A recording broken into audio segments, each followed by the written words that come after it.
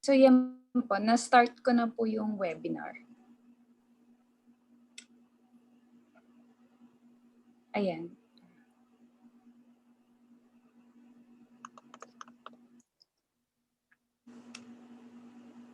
So the attendees are already here. You just don't see their videos because we're using the webinar format. So only the panelists have videos. But right now, we have 33 attendees already. They're trickling in pa. Yes. I can see the numbers increasing. So welcome po, but they can hear us already and see us. So welcome everyone.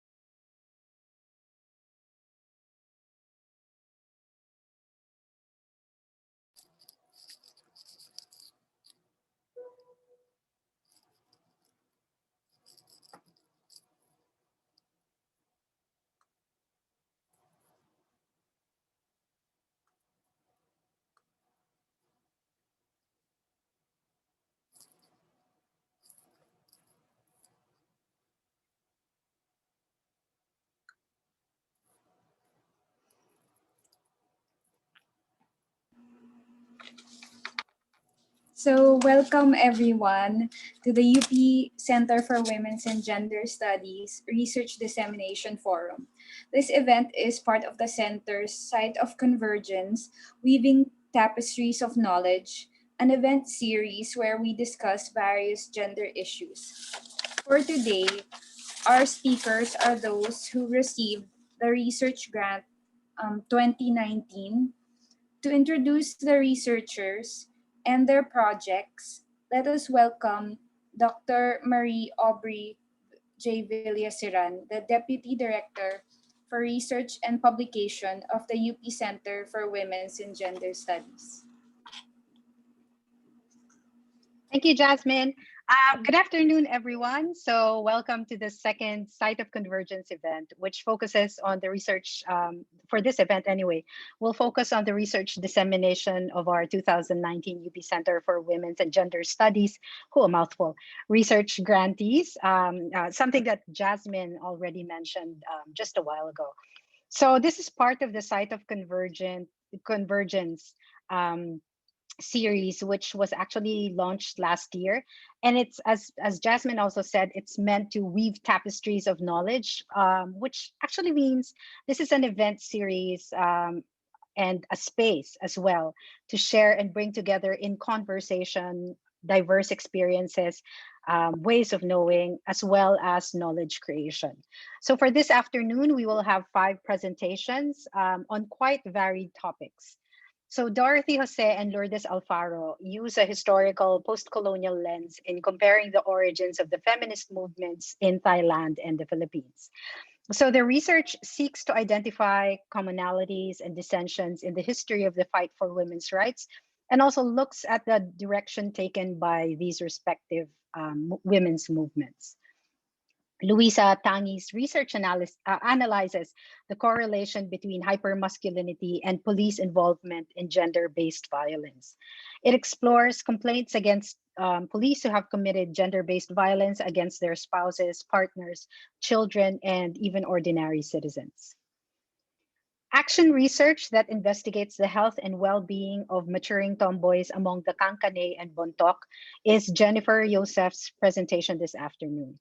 She will walk us through the results of documenting their health seeking and help seeking behavior and practices. Now, breaking stereotypes is the aim of the research study of Adrienne Maguddayao and Angelica Abad. The research attempts to break the stigma attached to pole dancing, to debunk the negative stereotypes of pole dancers, and to promote pole dancing as a fitness activity to improve physical well-being and mental health.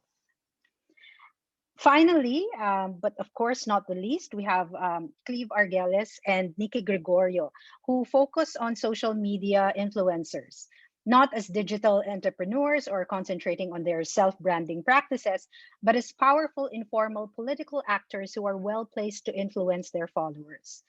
Their findings are discussed with the deep social, political, and economic contexts of Philippine society. So, of course, you can see that we have such an awesome lineup for today, no? So, welcome everyone to what I foresee to be an exciting afternoon of sharing and discussion.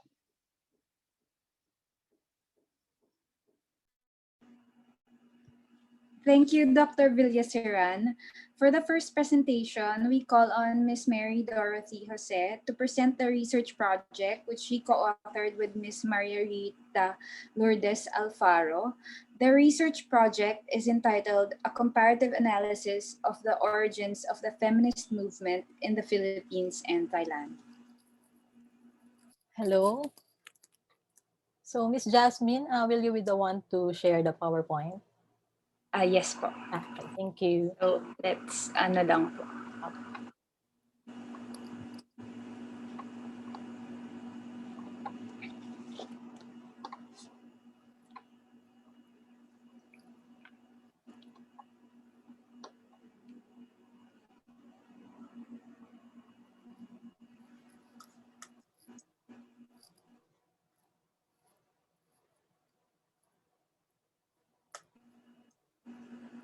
So, sabihin niyo na lang po sa akin pag next. Okay. Okay. Yeah. So, good afternoon to all of you. So I'm here to present our research entitled The Origins of the Women's Movement in the Philippines and Thailand, a Preliminary Comparison. So next slide, please. So as an introduction, as a general objective, this paper hopes to make a comparative study of the origins of the women's movement in the Philippines and Thailand by analyzing how historical and geographical contexts shape the development of the women's movement in the said countries. Since most of the literature on the origins of the women's movement in Southeast Asian countries dwells on the history of the women's movement and very little on comparative studies, on the origins of the women's movements between ASEAN nations, this is the research gap that this paper seeks to address. The Philippines and Thailand will be analyzed from the pre-colonial period in the case of the Philippines and from the pre-1932 period in the case of Thailand, and will end with a brief situationer for both countries post-World War II. Next, please.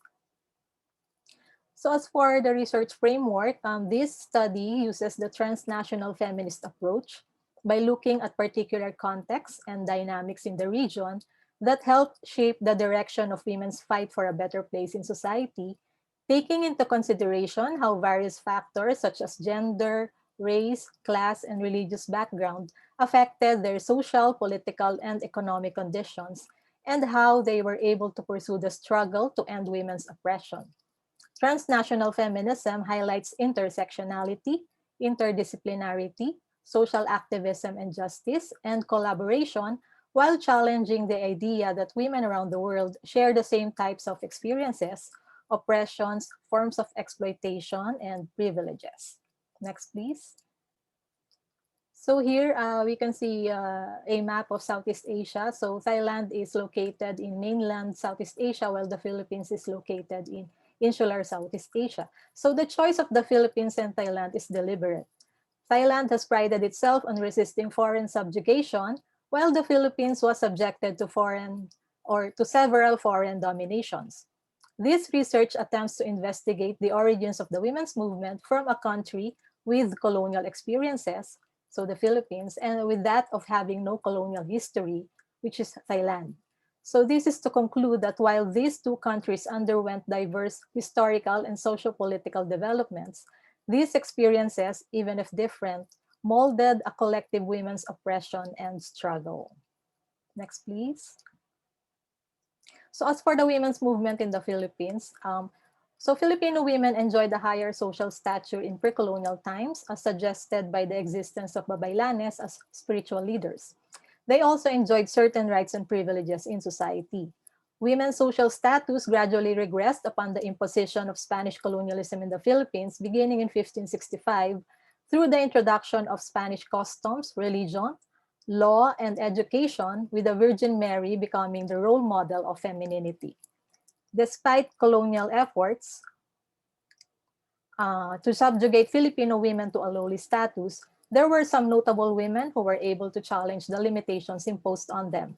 The strike of the cigarreras in 1816, the founding of School of the 20 Women of Malolos in 1888, and the formation of the women's chapter of the KKK in 1893 were manifestations of the Filipino women's struggle to fight for labor and educational rights, as well as independence from colonial rule. With the popularization of education during the early years of the American period, the first feminist association, Asociación Feminista Filipina, was founded in 1905 by women from the middle class, paving the way for the campaign for women's suffrage, which was finally achieved in 1937. So next slide, please. So moving on, during the Philippine-American War from 1899 to 1913, most women who fought during the 1896 revolution continued their participation in the struggle for independence and also played various roles in the movement. Some women, such as Salud Algabre, decided to join social movements such as Colorum and Sakdal to fight for independence from the US through armed resistance. During World War II, some women fell victims to sexual slavery, known as comfort women, while others joined the Hukbalahap to fight for independence from the Japanese. When the war ended in 1945, women's organizations were geared towards social work. It was in the late 1960s, at the onset of the Vietnam War and the political and economic upheavals happening in the Philippines, when women took the initiative to mobilize again. So next, please. So now we go to the context and origins of the women's movement in Thailand. So male supremacy and female subservience are steeped in Thai tradition, which is intertwined with Buddhism. And it excludes women from full monkhood and only allowed her to attain nunhood. The aphorisms of hind legs of an elephant and wives are like thread and follow the needle represented gender roles and politics in Thai culture and tradition, where male leadership is stressed versus female subservience. Despite these prescriptions, Thai women defied societal restrictions imposed upon them as they gradually engaged themselves in the social and political processes in different ways and by their social and political class and position. For instance, Thai warrior queens are known for their legendary pursuits on the battlefield in the quest for Siam's autonomy in ancient times, such as Queen Chamadevi, Mon warrior queen of Lana, from northern Thailand, who used menstrual blood and women's undergarments as weapons in the 7th century. Queen Sri Suryo Thai of Ayutthaya, who fought alongside her king during the Burmese-Siamese War. Kunying Muk and Kunying Jan, who fought against the Burmese in 1785, and Kunying Mo, who fought of the Lao Army in 1826. So next, please. So prior to 1932, in terms of educational reforms, it was during the Ratanakosin period that women's limited education started to include Western instruction, as Thai kings and princes began to be educated in Europe due to the increased foreign relations between Thailand and the Western world. Educational instruction was foremost limited and elite guided to be availed of within the confines of the temple or palace in the Sukhothai to Ayutthaya periods. In terms of women's rights, a common woman by the name of Amdaing Muan petitioned the king to enact a law prohibiting the sale of one's wife and daughter and to amend existing laws granting women the freedom to choose their own partner and limiting corporal punishment upon a sister, daughter, or wife. Similarly, the publication of women's magazines in the 1900s provided a mouthpiece for women and their struggles as they began to write about their issues and demands in newspapers and magazines for women, such as Seeing Thai or Thai Woman, and later on Sao Sayam or Young Siamese Woman. Next, please. Next, please. So the pioneer women's organizations in Thailand, it was from 1932 to 1943 where women's organizations undertook diverse involvements. Some associations continued to embark on charity welfare activities. Some groups were formed to provide a venue for women's gatherings, mostly for elite women, comprised predominantly of homemakers. Some were professionally oriented, like the Organization of Women in the Legal Profession, while others were religious. In 1885, the Sapa Unalom Daeng, forerunner of the Thai Red Cross, was established by a group of elite women, later formalized as the Thai Red Cross. With the end of absolute rule through the 1932 Siamese Revolution, women were granted political rights and more women's organizations were formed, such as the Women's Association of Siam, the Thai Solidarity Association, the Thai Women's Association of Thailand, and the Office of Culture and Women's Affairs or Women's Bureau, and the Women's Cultural Club. Next, please. So now we go to the preliminary comparison between the women's movement in the Philippines and Thailand. So while women in the Philippines enjoyed higher social stature in pre-colonial times as manifested by the existence of women religious leaders known as babaylanes, women in Thailand were considered as hind legs of an elephant, signifying their inferior status in ancient Thai society. The egalitarian nature of Filipino women's social position in pre-colonial times may be ascribed to the matriarchal nature of society, while the subservient status of Thai women in the pre-1932 period is believed to be rooted primarily in their culture and religion. Next, please. So as for the impact of different colonial experiences to the women's movement, so the women's movement in the Philippines was born out of the anti-colonial struggle in the late 19th century. Spanish colonialism has built a patriarchal structure in the colony where Filipino women were discriminated against, not only based on gender, but also on class, religion, and ethnicity. Women from the middle class resented gender inequality in terms of having unequal educational opportunities, while women from the lower class experienced a different type of discrimination based on unfair wages and labor practices. In the early decades of American imperialism, women from the middle and upper classes fought for political and social reforms, while those from the masses continued fighting the colonizers through armed struggle. Next, please. So while Thailand's case is exceptional since it never experienced colonialism at the time when Southeast Asian countries were being dominated by Western powers, the rise of the women's movement in Thailand could also be attributed to external forces. Thailand's move to modernize and transform itself into a global nation was initiated by no less than the royalty itself, beginning in the late 19th to early 20th centuries when it began modernizing and negotiating with the major foreign powers, especially with France and Britain. It would have a direct impact on the spread of new mass media technologies, which in turn would influence the growth of the women's movement. Issues such as social and gender inequality were much debated in the press, particularly issues regarding education and marriage. So different experiences of the Philippines and Thailand with regards to colonialism may also be deduced from the ties established with women's movements in the West. Since the Philippines was an American colony at the time when women's suffrage was being lobbied, local women suffragists had links with their counterparts in America, with Carrie Chapman Catt from the US and Aletta Jacobs from the Netherlands visiting the Philippines in 1912 to lend their support to their cause. In Thailand, there was no known interchange between local and Western feminists, probably due to the language barrier and the lack of colonial connections. Next, please. So another point of comparison would be the market economy and the women's movement. In the Philippines, the shift from galleon trade to cash crop economy produced a middle class and provided educational opportunities for women, while leading to the availability of jobs for women, which subjected them to state supervision of industrial labor. In Thailand, middle-class women also benefited from the market economy by gaining more educational opportunities and using mass media to push for women's rights.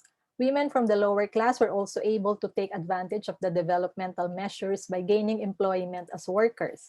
The market economy also resulted in gender inequalities, particularly in the labor sector, pushing women's actions towards solidarity and pushing for more rights for women workers. Next, please. So another point of comparison would be religious feminism. So Theravada or Hinayana Buddhism, which is the predominant religion in Thailand, gives women the option to enter the monastic order as bhikkhunis or be ordained like the male monks or the bhikkhus. But certain conditions had to be met, like agreeing to occupy inferior status to monks or being subjected to 311 daily rules as compared to the monks' 227. These restrictions led to the gradual decline and disappearance of bhikkhunis in some countries. The resurgence of the bhikkhuni movement after World War II can be considered as a way of fighting for gender equality in the religious sphere and can be placed in the larger context of the women's movement in Thailand. So in the Philippines, where Catholicism is the predominant religion, women could become nuns, but this is not equivalent to being a priest, and the highest positions in the church could only be occupied by men. Religious feminism could be found in other religious groups such as the Iglesia Filipina Independiente or the Aglipayan Church, and Rizalistas such as the Ciudad Mística de Dios and the Tres Personas Solo de Dios, while the attitude of the Aglipayan Church towards women closely followed that of Roman Catholicism. It finally allowed women's ordination in 1997, and in 2019 was preparing for the consecration of its first female bishop, Emelinda Cuycuy. Similarly, among the Rizalista groups who look up to Jose Rizal as their guide or savior, it is not uncommon to see women leaders, such as Suprema Isabel Suarez of Ciudad Mística de Dios or the leaders of the Tres Personas Solo de Dios, where men and women serve as leaders with their priestesses using the title Punong Babaylan. Next, please. So another point of comparison would be women's participation in politics. So in the Philippines, women's participation in politics began in 1937 with the granting of the women's suffrage law. Eventually, women's involvement in politics gained momentum when the first Congresswoman, Elisea Ochoa from Agusan, was elected in 1941, and Geronimo Pecson was elected as the first woman senator in 1947. In Thailand, there is only one female prime minister to date, Yingluck Shinawatra, who served from 2011 to 2014. In both countries, despite gaining political rights as early as the 1930s, women's political participation remains relatively low, which can be attributed to cultural factors such as the belief that women should be confined to the private sphere while men dominate the public sphere. The notion that politics is a dirty arena which is not a place for women, politicians' lack of understanding of gender issues, the lack of financial support for women who wanted to enter politics, and the notion that women are weak, feeble-minded, and wavering in making decisions. Next, please. So, as a conclusion, let me share with you a quote from Dr. Thelma Quintanar. The status of women in society is generally considered a universal concern, but any discussion of it must be contextualized within the specificities of the culture and society under discussion. Southeast Asian countries are generally perceived by the West as places where women have an inferior status, but a study of history or her story reveals that women have played an important role in the culture and history of these countries. So next slide, please.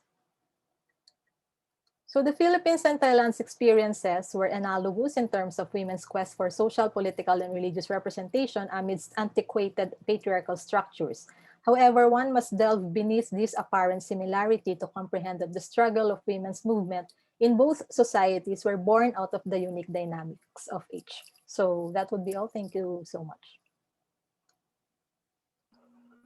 Thank you po, Ms. Jose. So it's very interesting how we learned about how there are many factors in terms of that actually affect women's movements in Philippines and Thailand, the economy being both a double-edged sword, where it can give opportunities but also inequalities, or in terms of the religious aspect, wherein there are opportunities and roles, but it's often inferior or it's not an equivalent role. So that's very interesting po. For those who have questions about the research project of Ms. Jose, please write them in the Q&A function in this webinar. We're not using the chat, so the webinar has a special function wherein you can put all of your questions there. So you can even post your questions anonymously, and you can also upvote questions posted by the other attendees. So we will address all these questions during our open forum after all the researchers have presented. For the next presentation, we call on Professor Lucia Tangi. She will be presenting her research project entitled Guns and Bruises, Hypermasculinity and the Police's Involvement in Gender-Based Violence.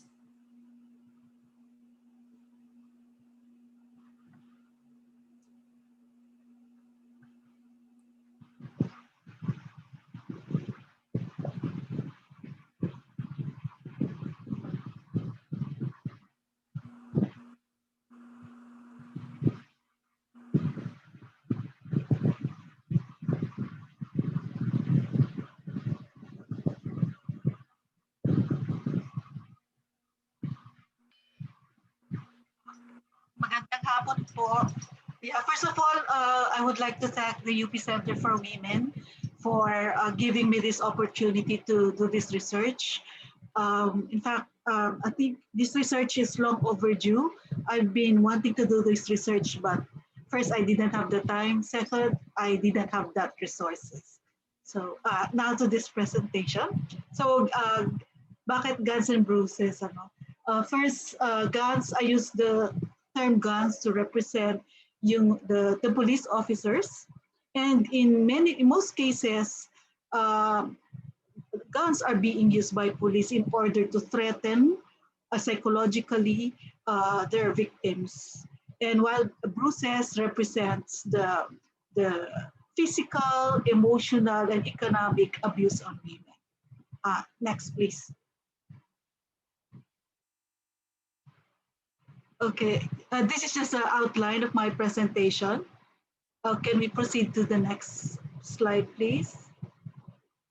Okay, so first we define what is gender-based violence. So according to the UN, gender-based violence is the physical, mental, or social abuse, including sexual abuse, that is attempted or threatened with some type of force, such as violence, threats, coercion, manipulation, deception, cultural expectations, weapons, or economic circumstances, and is directed against a person because of his or her gender roles and expectations in a society or culture. In circumstances of gender-based violence, a person has no choice to refuse or pursue other options without severe social, physical, or psychological consequences. This is from the UN. And I decided to, of gender-based violence, gender-based violence is actually quite common in the Philippines.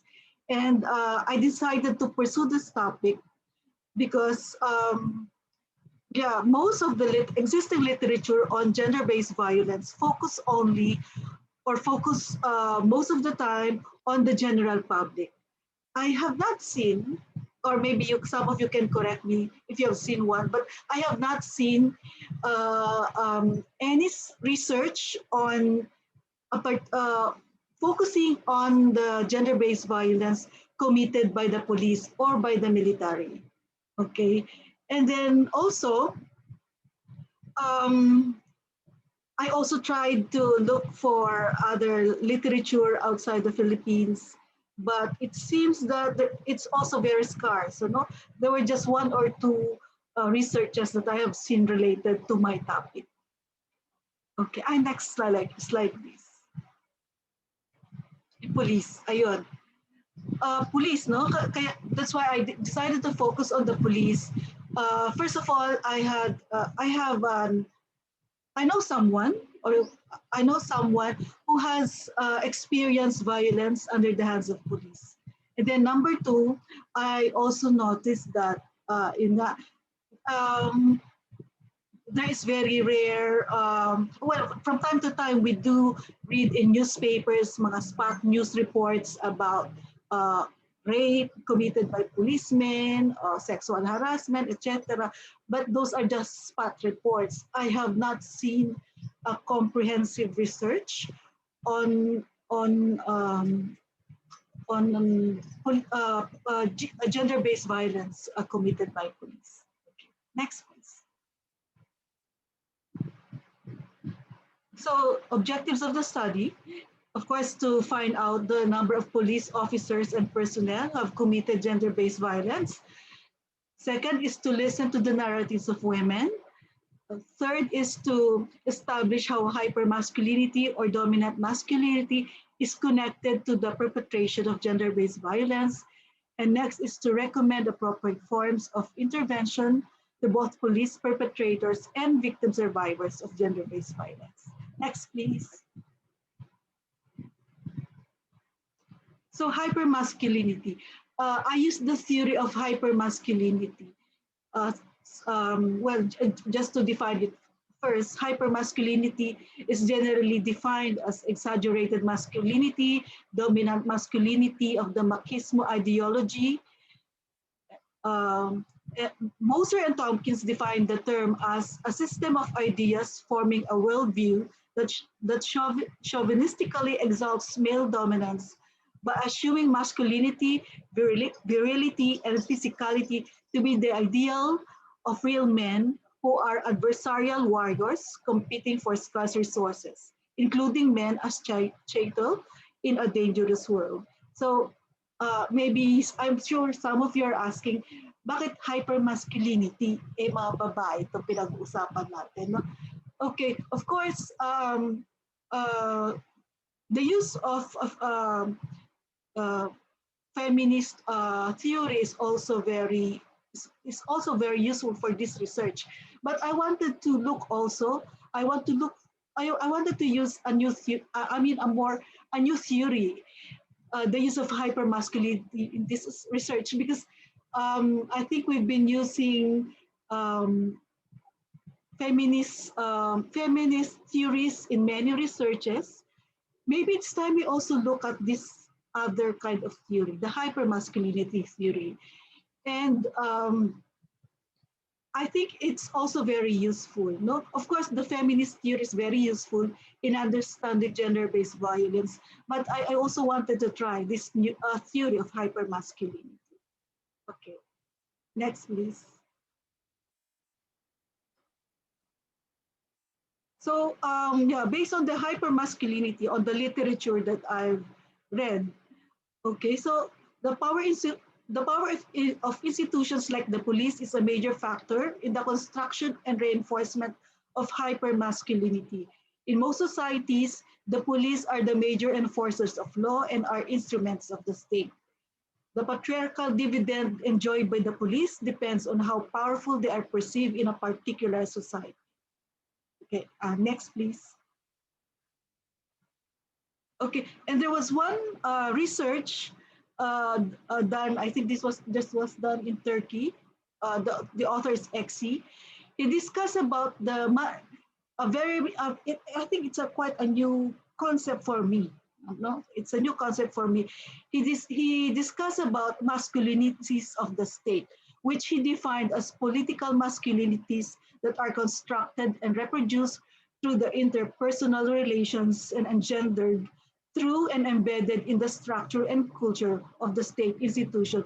And I think this is a very appropriate, especially to my study and also in Philippine setting, like how the state is, how the police force is actually being used or to reinforce masculinity and hypermasculinity in society.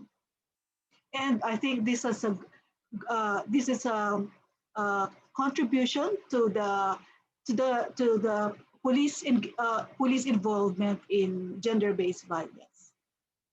Next, please.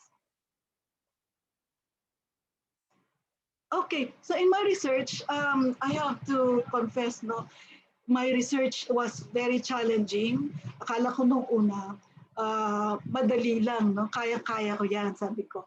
Pero I found it while I was doing the research, it was very challenging. And as you know, the police is very secretive. They refuse to provide me with data, information. There was a time that they had to refuse to give me access to the women survivors. But in my research, I discovered that actually the police, of course, they have this Women and Child Protection Unit. Okay, and under this Women and Child Protection Unit, actually monitors all forms of gender violence on the public. And unknown to many, meron din pala silang unit, or they also have a separate report on those police officers involved in gender-based violence. Okay, and what are those that they are monitoring? Anti-violence, of course, the VAUC, anti-child abuse, anti-trafficking, child labor, anti-pornography, anti-rape law, anti-sexual harassment, and acts of lasciviousness. Next, please. So, okay, this one. Ayun, this was not officially given to me. I have to clarify. It was not officially given to me, but I had to find a way to get this data.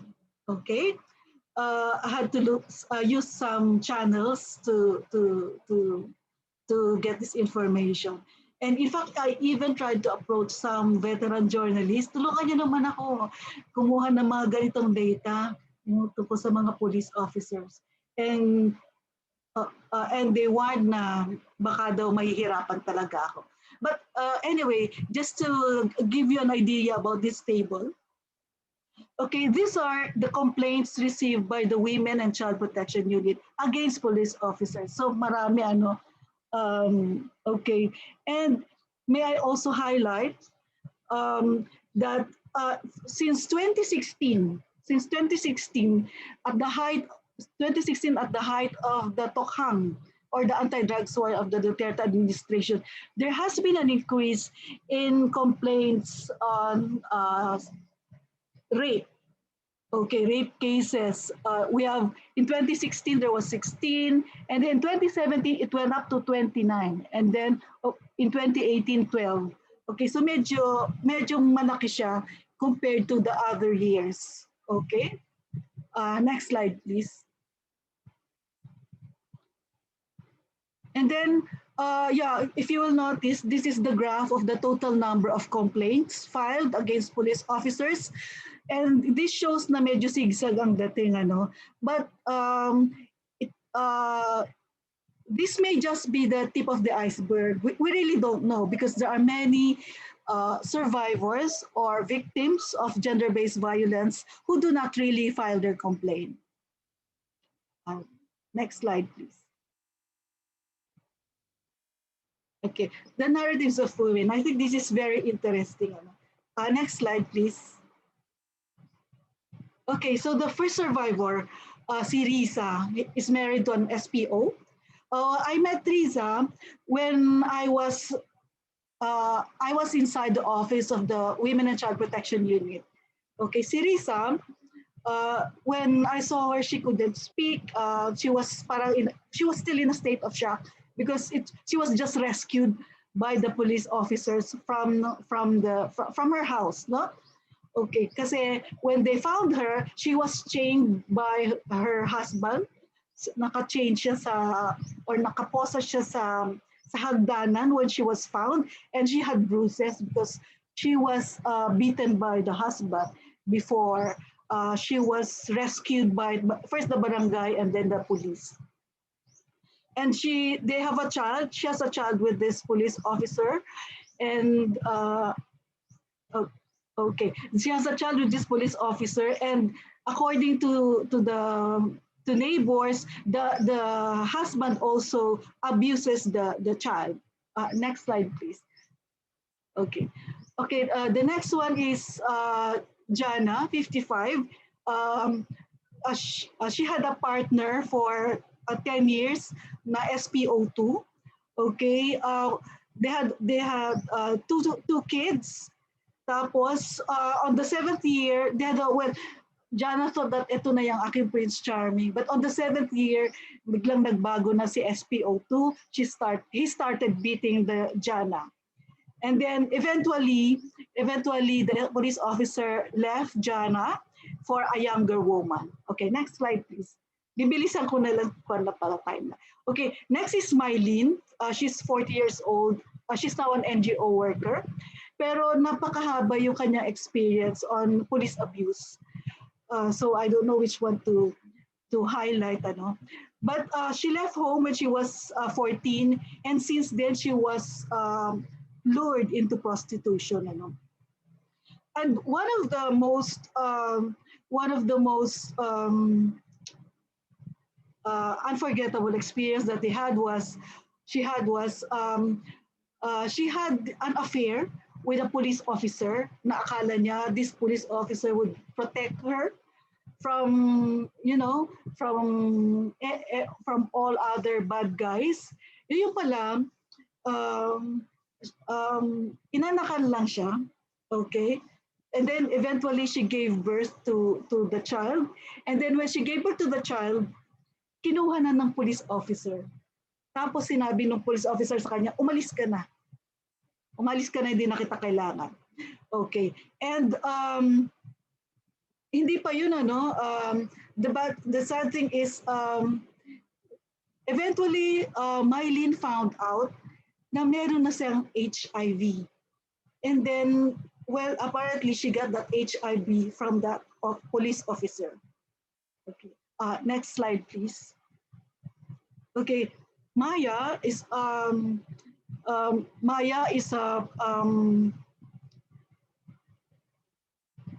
mother. Okay, she's a mother of our urban poor. She's from an urban poor community, and in 2016, her husband was a partner. Her partner was a victim of tukhang. Kaya at first, the police officers were asking for 100,000 in exchange for the release of the husband. Pero itong si Maya, she said, but I only have 30,000, and she was keeping that money para sa binyag ng anak nila, no? And then so sabi ng police sa kanya, kulang yung pera mo eh. Gusto mo sumama ka na lang sa amin. Sabi niya. Well, si Maya, kasi at the height of tukhang, remember there were so many people who were arrested, tapos suddenly hindi nila alam what happens next, may namamatay, mga gano'n. So Maya was so worried na baka gano'n ang mangyari sa husband, sa partner niya. So she decided to go with these police officers, with the arresting officers. And for 3 days, she was a sex slave of these police officers. Sabi niya, she was only fed one decent meal within those 3 days. And she was only given bread, no? Tapos after those 3 days, sabi ng police officer sa kanya, oh sige, muwi ka na. And then they just gave her 100 pesos. Okay, next. Okay, si Lynn naman is a Siomai vendor now, but she also left home when she was 15 years old. She worked as she was in the prostitution for quite some time. And then when she was about 17 years old, she had some clients na police officers. And then I asked her what was the most difficult experience under the hands of the police officers. Sabi niya, yung pinakamasakit daw na naranasan niya was when when they force her to take drugs while having sex, performing sex. Second, they tried to put baton, baton inside her private part. No? So until now, she's now 29 years old. She's still um, she's still traumatized, and every time she sees a police officer, medyo nanginginig pa rin siya, natatakot because of that experience. Okay. I think my time is up. Pwede ko po bang ituloy? Sige po, ma'am. Sige, next. Okay. Next slide, please. Okay. Ito lang yung sa recommendations kasi tingin ko importante ito, no? Kasi when I was allowed to stay at the Women and Child Protection Unit inside Camp Krame, may rules sa akin, may warning sa akin. What you see, what you hear, leave it here. So kaya wala akong mga pictures, wala rin akong tape recorder na pwedeng dalhin, yung gano'n. And I found out while nandun ako, I found out some of the operational kundi nila, no, yung mga lapses, I would say lapses of the police, ano, which I think needs to be improved on. And we in the, I think, academe or doing research can help the police officers to improve on their system. Okay, so my first recommendation is that there should be a review of the curriculum of police academy and introduce gender sensitive and responsive curriculum. Second, women police must be in charge of the arrest and detention of women. Bakit ko po sinabi to? Kasi sa mga na-interview ko po, sabi nila pala, pag may mga raids ng mga prostituted women or women who are victims of trafficking, ang nangyayari ho pala, pag kursunada ng arresting officer yung isang babae, pwede nilang ilabas, no? And do whatever they want. And this happened to one of the survivors that interviewed. And in fact, she was sexually abused right inside the police station. Okay? So siguro mas to minimize those incidents, baka mas maganda kung women should also handle women in these cases. Number three is that I think PNP, the Philippine National Police, should recruit more women kasi dumadami na rin crimes na in either women as victims. Kaya I think there should be more women who should handle those cases. Okay, and then next, the PNP Women and Child Protection Unit should actively recruit social workers and psychologists into their force to handle cases and also provide debriefings to investigators. Kasi I interviewed some of the investigators, although puro mga off the record yung mga interviews sila. Then they told me na, kami rin, kailangan din namin ng debriefing. Minsan ang bigat-bigat na ng dibdib namin, hindi na namin kaya yung mga istorya rin, yung mga experience na mga nahuhuli namin. Pero wala kaming magawa, no? Ayun. So I think that should be considered by the police force. And then second, while I was also there was this 11-year-old girl na victim of sexual abuse, and she was interviewed by an officers. Okay, malapit na po. She was interviewed by one of the officers, and pero yung the girl wasn't talking. Siguro nahihiya o gano'n. But I think ang mali doon was it's the strategy on how you talk to these victims. And sometimes, especially survivors of gender-based violence, napakahirap talaga magsalita niyan. So I think more if they employ maybe social workers and psychologists into the child protection unit, and that would help them improve their investigation. And of course, lastly, I would like that there should be a review comprehensive service support and support for victim survivors of gender-based violence. Kasi um, I think marami pa tayong kasi kaya paikot-ikot yung mundo ng mga victims of gender-based violence. Palagi ang reason nila, kaya kami hindi makaalis kasi we are economically dependent on this man kaya, who abuses us, kaya hindi kami makaalis. Ayun. Anyway, that's it. If you have questions, I can answer them later. Thank you.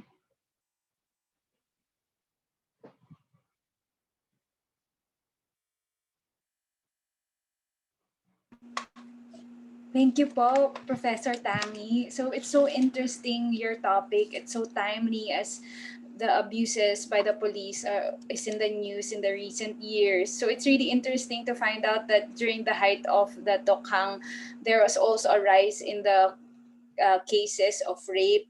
So, and also, of course, the narratives of the women are really so heartbreaking. But at the same time, thank you for sharing them with us so that we think it's really important for us to know about these stories. So again, we encourage everyone to use the Q&A function. If you have questions for the researchers, and now to present the research project, Defying Gravity and Conventions, an exploratory study on the demographic and motivation profiles of pole dance enthusiasts in Metro Manila, Philippines, and their stereotyped social perception versus self-concept by Miss Adrienne Sheryl Maguddayao and Professor Rika Abad. We call on Professor Rika Abad. Thank you, Jasmine. Good afternoon, members of the Academe, fellow researchers, champions for gender equality and empowerment, students, and friends. Thank you to the UP Center for Women's and Gender Studies for this opportunity to present the first academic baseline research on pole dance enthusiasts in the country. I am Rika Di Abad, presenting on behalf of our team, headed by Adrienne Maguddayao and ably supported by our research assistant, Angel Rose Braganza, and videographer Ariel Salumbides. Okay, so next slide, please. Thank you. When people speak of pole dancing, images of strip clubs and sleazy bars come to mind. However, pole dancing has made its way to dance studios and fitness centers. Our research aims to understand the reasons for taking up pole dancing despite the stigma attached to it. Next slide, please.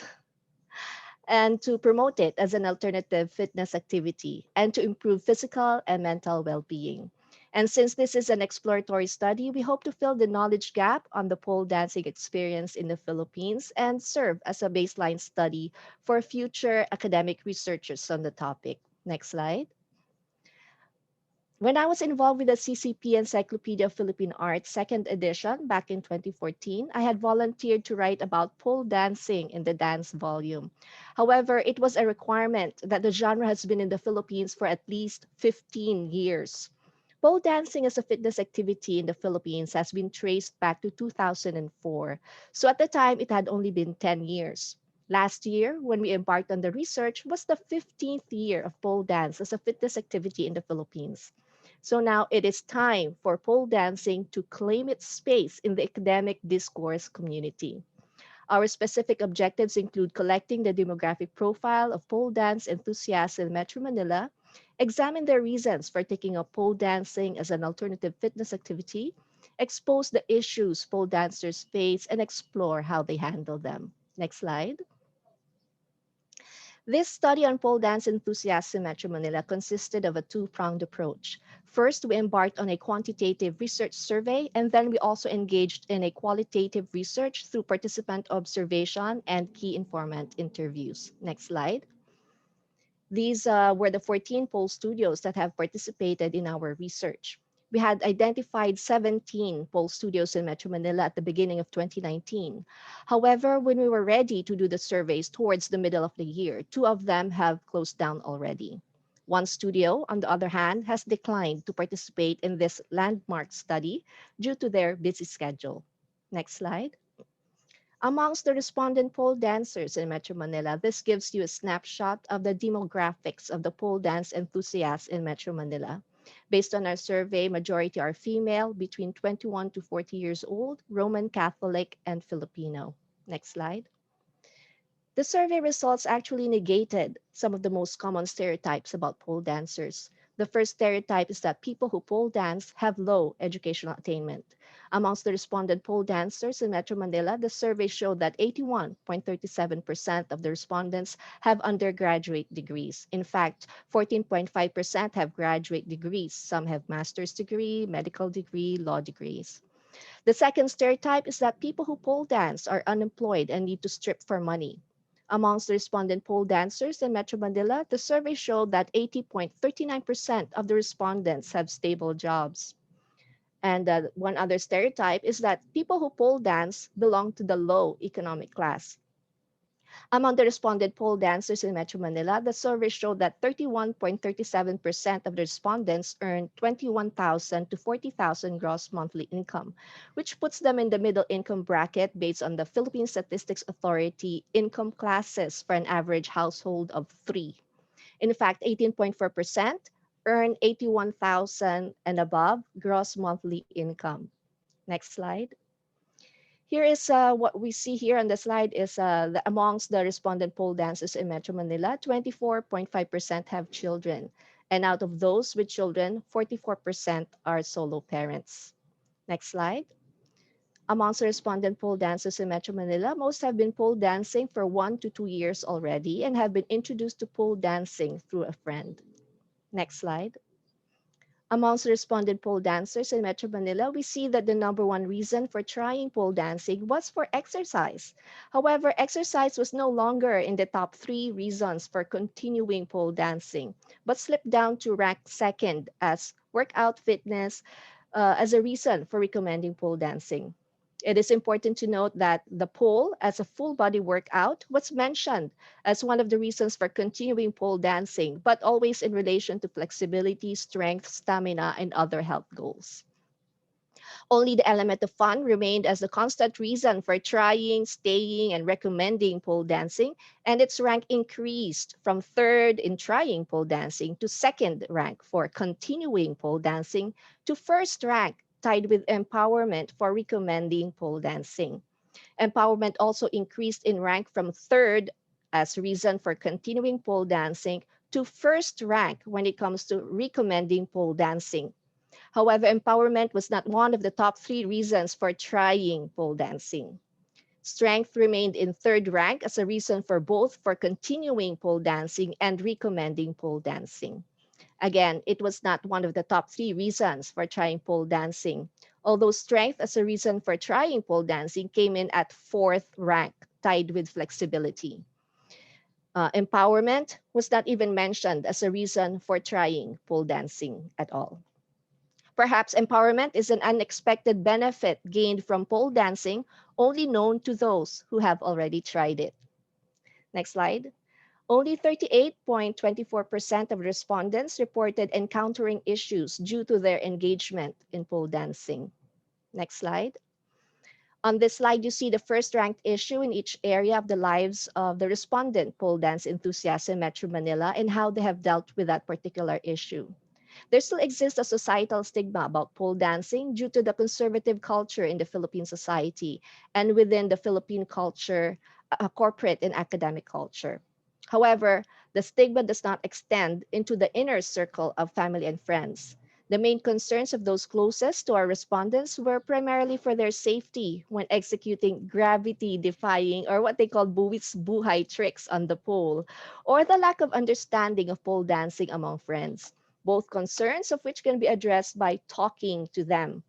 The slut shaming experienced by our respondents were mostly from people outside the close circle of family and friends, and not necessarily due to sexual promiscuity, but mostly due to just being different from societal expectations. Next slide. The most common tactic used by the respondents was to ignore or to dismiss the comments, followed by using it as a teaching moment through educational discussions, and lastly, by selective disclosure or selective exposure through privacy settings in social media accounts. We now come to the qualitative research section, next slide, of our research, wherein we had in-depth interviews with people who are knowledgeable about the Philippine pole dance community. Next slide. We have conducted 10 key informant interviews of community experts with diverse backgrounds across Metro Manila, and even made the trip to Bohol in order to get additional insights about the pole dance community. Next slide. As resource persons from the pole community, we selected a mix of studio owners, pole dance instructors, and students, all of whom have at least 3 years exposure to pole dancing. They were asked to give cultural and historical background on pole dancing in the Philippines. Next slide.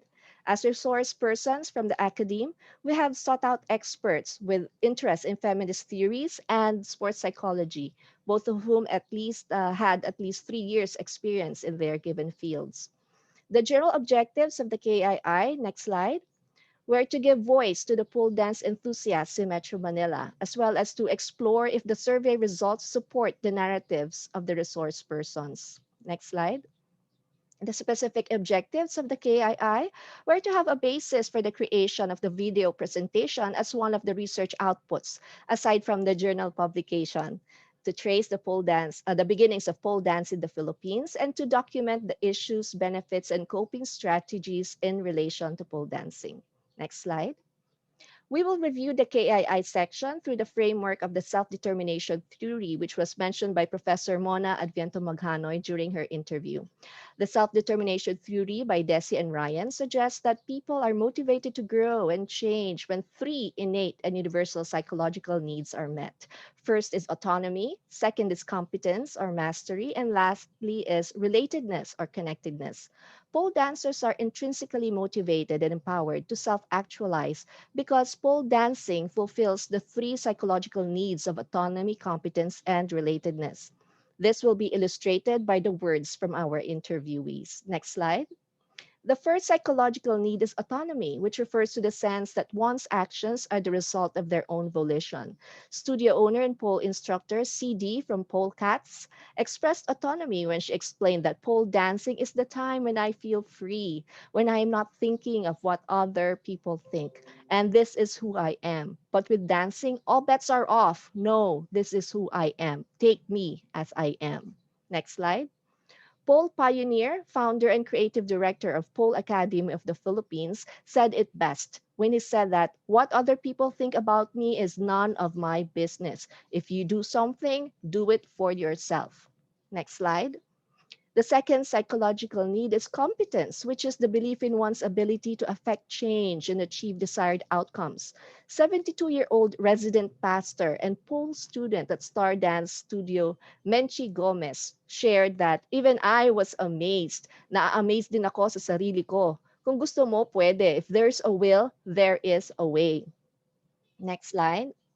Studio owner Lala Ilaw Dinglasan of Dance Movement Studio also expressed competence when she intimated that you develop your own body weight and eventually you learn to be stronger. You learn to lift your own weight, and from there, it's really your determination how you learn from one move to another. Next slide.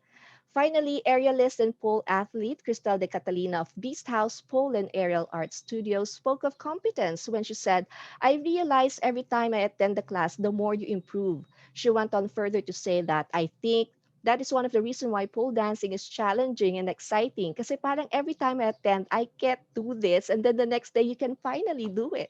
So parang wow.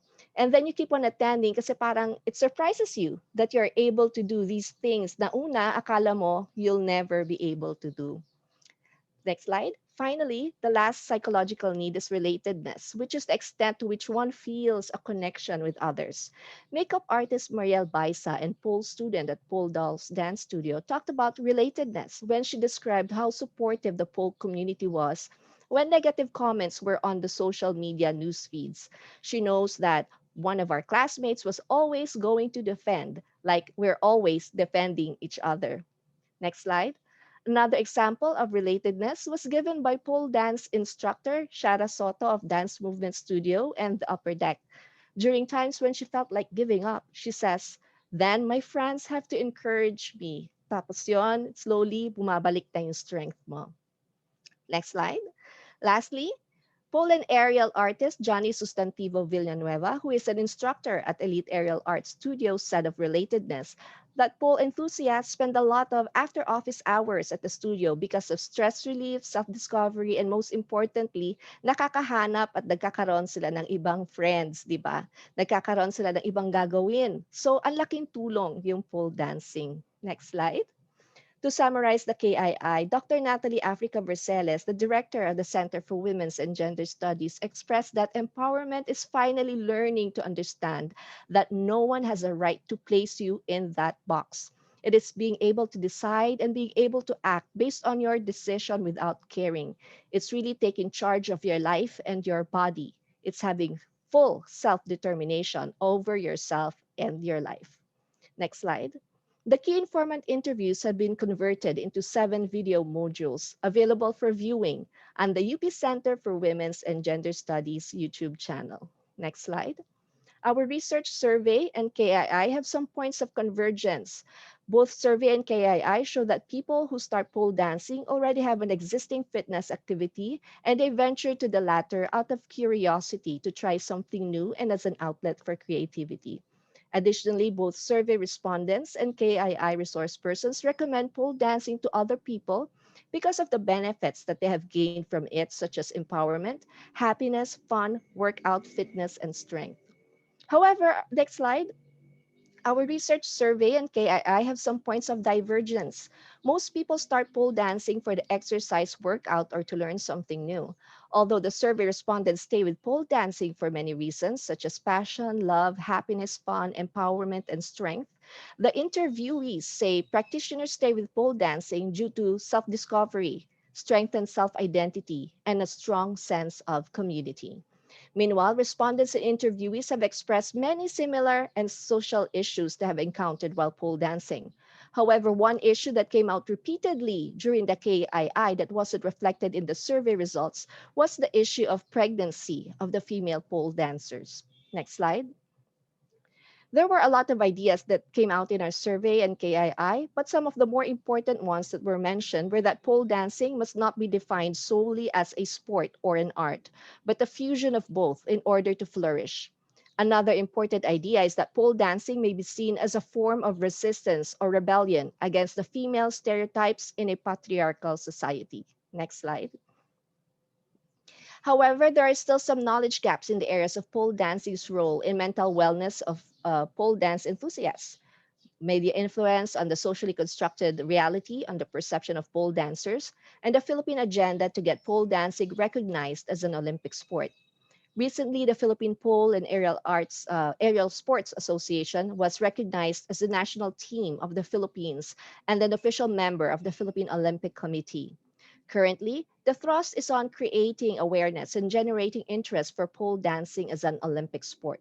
However, there is still no clear blueprint on how pole dancing will be propagated, most especially during this time of COVID-19, when quarantine restrictions are placed on dance studios and fitness centers, and there are no face-to-face physical education in schools. Next slide. As per our research findings, we strongly recommend to develop a pole dance course as a PE subject in UP Diliman, integrating the video modules as source references. The pole dance course can then be used as a laboratory for further interdisciplinary research. We also recommend further studies on physical health and mental wellness benefits of pole dancing. Next slide. All right, so thank you very much. And we hope that through our research, we have created a better understanding of the Philippine pole dance community, a community that has long been underrepresented, misrepresented, and misunderstood. On behalf of our entire research team, project leader Adrienne Maguddayao, our research assistant, Angel Rose Braganza, and videographer Ariel Salumbides, I am Rita Di Abad. Maraming salamat po sa inyong lahat.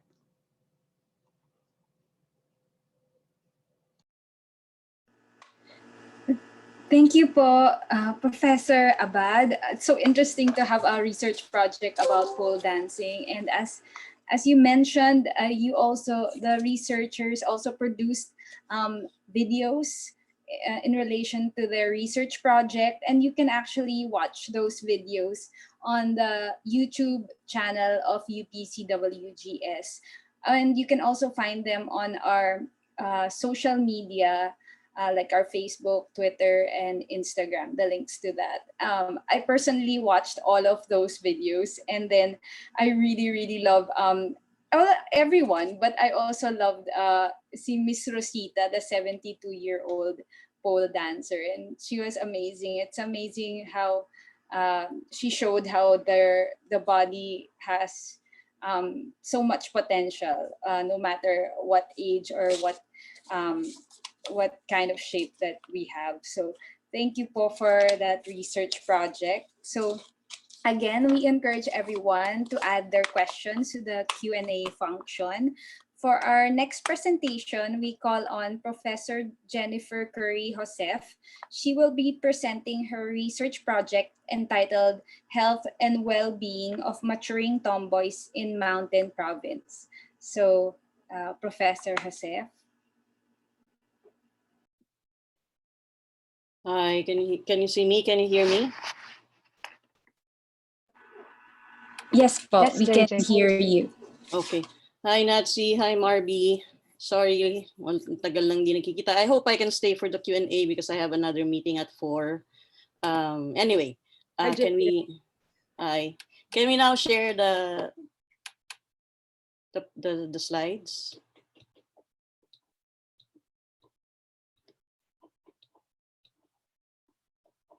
Okay, start na tayo. The title, I'm always boring when it comes to title, but I will find a sexier title later. Health and Well-Being of Maturing Tomboys from Mountain Province. My key informants were from Tadian, Sagada, and Bontoc. Next slide. Okay, this research was conceptualized while I was doing field work for another research when I was doing my PhD in Mountain Province, in the 3 municipalities. So when I was there, I encountered women, lesbians with breast cancer, but did not have the means to get health care, and they did not even bother to seek medical care for their cancer. And over the years, 3 of my key informants died. One gay, massive heart attack, one transgender complications due to diabetes, and one missing tomboy assumed to be dead. It's been more than a year. She has gone missing. She's a suspected survivor of punitive rape. Next slide, please. Okay, for the research part, I have 15 key informants, majority in their 40s and 50s, 2 in their mid-20s, and another 2 in their 30s. Why maturing? These are the neglected, the invisible lesbians, the invisible sector of lesbians, menopausal, premenopausal, perimenopausal, and feeling all these ailments. They belong to the Bontoc or Northern Kankanaey ethno-linguistic groups. 15 are stereotypically masculine looking, or in your current language of the millennials and the Gen Zs, masculine presenting. In the 70s and 90s, they are called butch, but for the Igorots, for my Igorot informants, they just say tomboy. Next slide, please. Okay. From the 15, 14 exclusively engage in lesbian sex or same sex, with one engaging in one who used to engage and continue to occasionally engage in sex with males when she gets drunk. Actually, she has a child, product of a sexual encounter while she was so drunk one night. Okay, for the medical tests, since this is an action research, we also administered general health test and sexual and reproductive health test. We also included bakla in the project. Next slide. Please tell me if I'm going too fast. We also did a series of education sessions. We were requested when MPSPC, the Mountain Province State College in Bontoc, at Bontoc campus, found out that we were doing this, they invited us to do the same, to repeat the ED for their nursing, teaching, nursing education, and criminology students. So these were the students. Next slide. Okay, this is from another session. Marky is from Likhaan Women's Health Center. She was one of the facilitators in our discussions.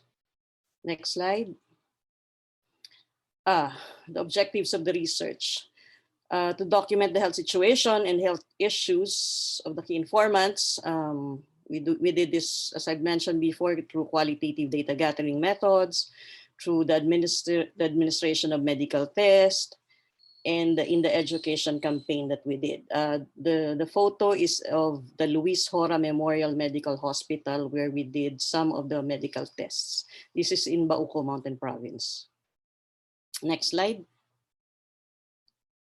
Okay. The other research objectives evaluate the health-seeking and healthcare-seeking behavior, and to identify the challenges and strategies to health-seeking and healthcare-seeking behavior. These are my pares in Bontoc. They've become good friends. Next slide, please. Why health and well-being? This is an attempt to be holistic because we cannot separate the physical health from the psychological well-being. Just like in heterosexuals, but there's probably more pressure on lesbians or non-heteronormative gender and sexual identities. Next slide, please. This is, can you go back? The photo is just a roadside. You can just take photos of rice terraces while you're traveling along the mountain trail. Next slide, please.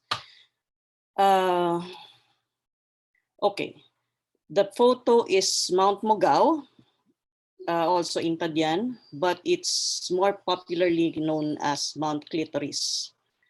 Okay. Health and well-being. Physical health associated with major contexts and processes. There are specific health risks associated with gender and sexual identity. There's also the subculture and lifestyles associated with their gender and sexual identities, and from being Kankanae or Bontoc, living in an upland community in mountain province. Subculture and lifestyles, heavy drinking, smoking, etc. Next slide, please. I use the framework of intersectionality. I also look at the socioeconomic class, which directly affect the health, well-being, and accessing healthcare. Majority of my key informants belong to the low-income brackets. Most of them are part of the informal sector of the economy. Next slide, please. This is where I tried to explain intersectionality. So for my particular group of key informants, aside from their sexuality and gender, ethnicity is a big factor, also race, religion is also a big factor, and the subculture. There are specific cultural practices in Mountain Province among the Bontocs and the Kankanaes that played a role in accessing healthcare. Next slide, please. I explained this why maturing. Tomboys, I use the word tomboy because it's the label and identity they have appropriated. But I also included the bakla, the transgenders, and minamagkit. As I've explained in previous sharings, minamagkit comes from the Bontoc word magmagkit. It means a young woman, a young lady. So mina, magkit, adding the prefix, it now means like a maiden, almost but not quite a woman, a young lady. Next slide, please. Methods, key informant interviews. I also did limited FGDs because FGDs is not so effective it's not so effective in the Cordilleras. Ethnography, participant observation, analysis of written and oral text, data gathering using electronic information and communication technology, especially now during the COVID pandemic. Next slide. Okay, health issues. These are the three major points. So health issues, physical and psychological. Related to the physical, there are specific health risks and propensities for certain types of cancers associated with with the lesbians and the tomboys. Psychological, physical health issues are closely linked to mental health issues associated with their in a homophobic and heterosexist society. There's very poor to poor health seeking behavior among them and poor healthcare seeking behavior. So they do not take care of themselves and they do not seek medical care. Next slide, please. Physical health. As I mentioned, there are certain types of cancers. Lesbians and tomboys are more prone to contracting these cancers, especially breast cancer. Double to triple the chance. Why? Because of nulliparity or not having children or older age at first childbirth, and behavior risk factors like consumption of alcohol and obesity. Of course, those who have not had children, for example, nuns, are also have higher propensity to have breast cancer. Although the doctors and the medical researchers are saying that it is not really, these risk factors are not really unique to the lesbians. To a certain group, lesbians and tomboys are definitely among those who are at high risk. Next slide, please.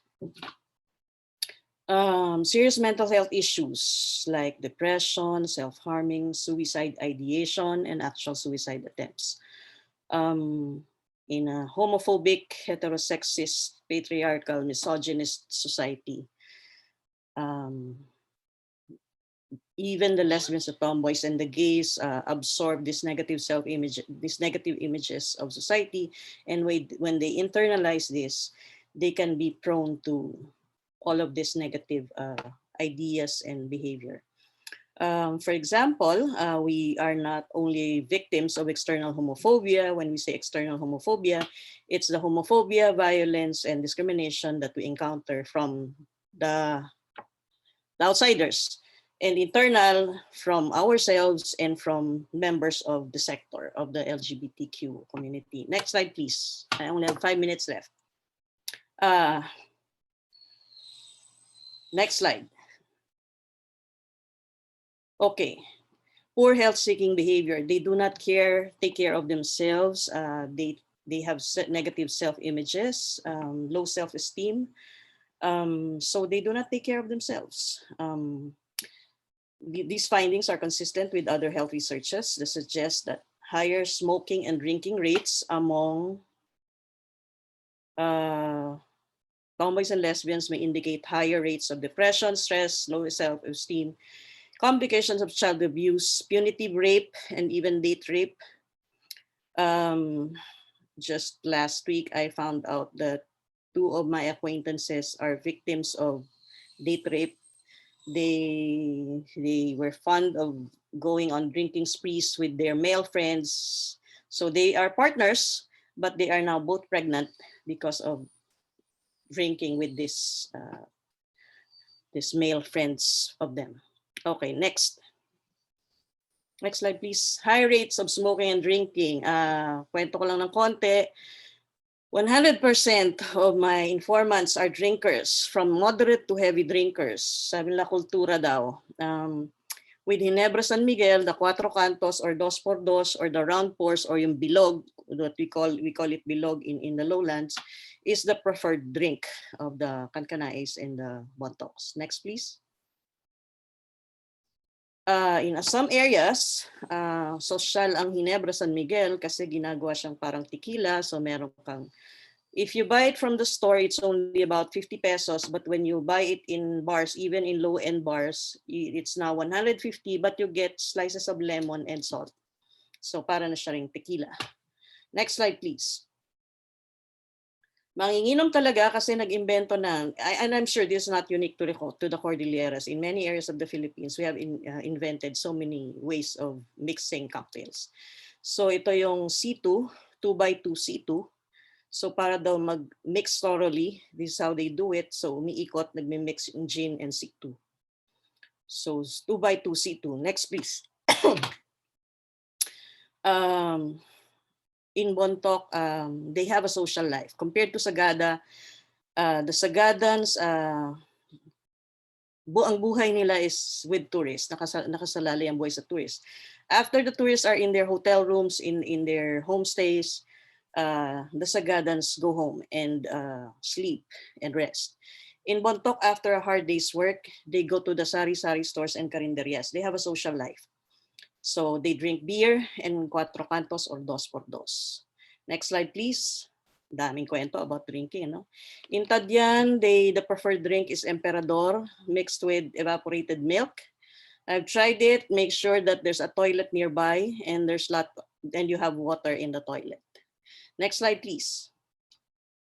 13 minutes, yes. Reason cited for drinking. Of course, alcohol has always been called a social lubricant to facilitate bonding, meeting new friends, partners, and girlfriends. To unwind, relax, and this is what they're saying, a form of escape from economic hardships and from the stigma and stresses of being a lesbian or a tomboy. Oh nga, Marby. When they are drinking with friends, they feel momentarily free from economic concerns and the stresses of being a poor tomboy or lesbian. Next slide, please. 14 out of the 15 are smokers. Cigarettes and smoking is considered a relaxant and perfect partner for their Benguet Barako coffee and their favorite Ginebra, dos por dos, round post, cuatro cantos. Allegedly, economic hardships are made bearable by smoking and drinking. Of course, they are also aware that their drinking and smoking also expose them to other forms of cancer, respiratory, and urinary tract diseases. Next slide.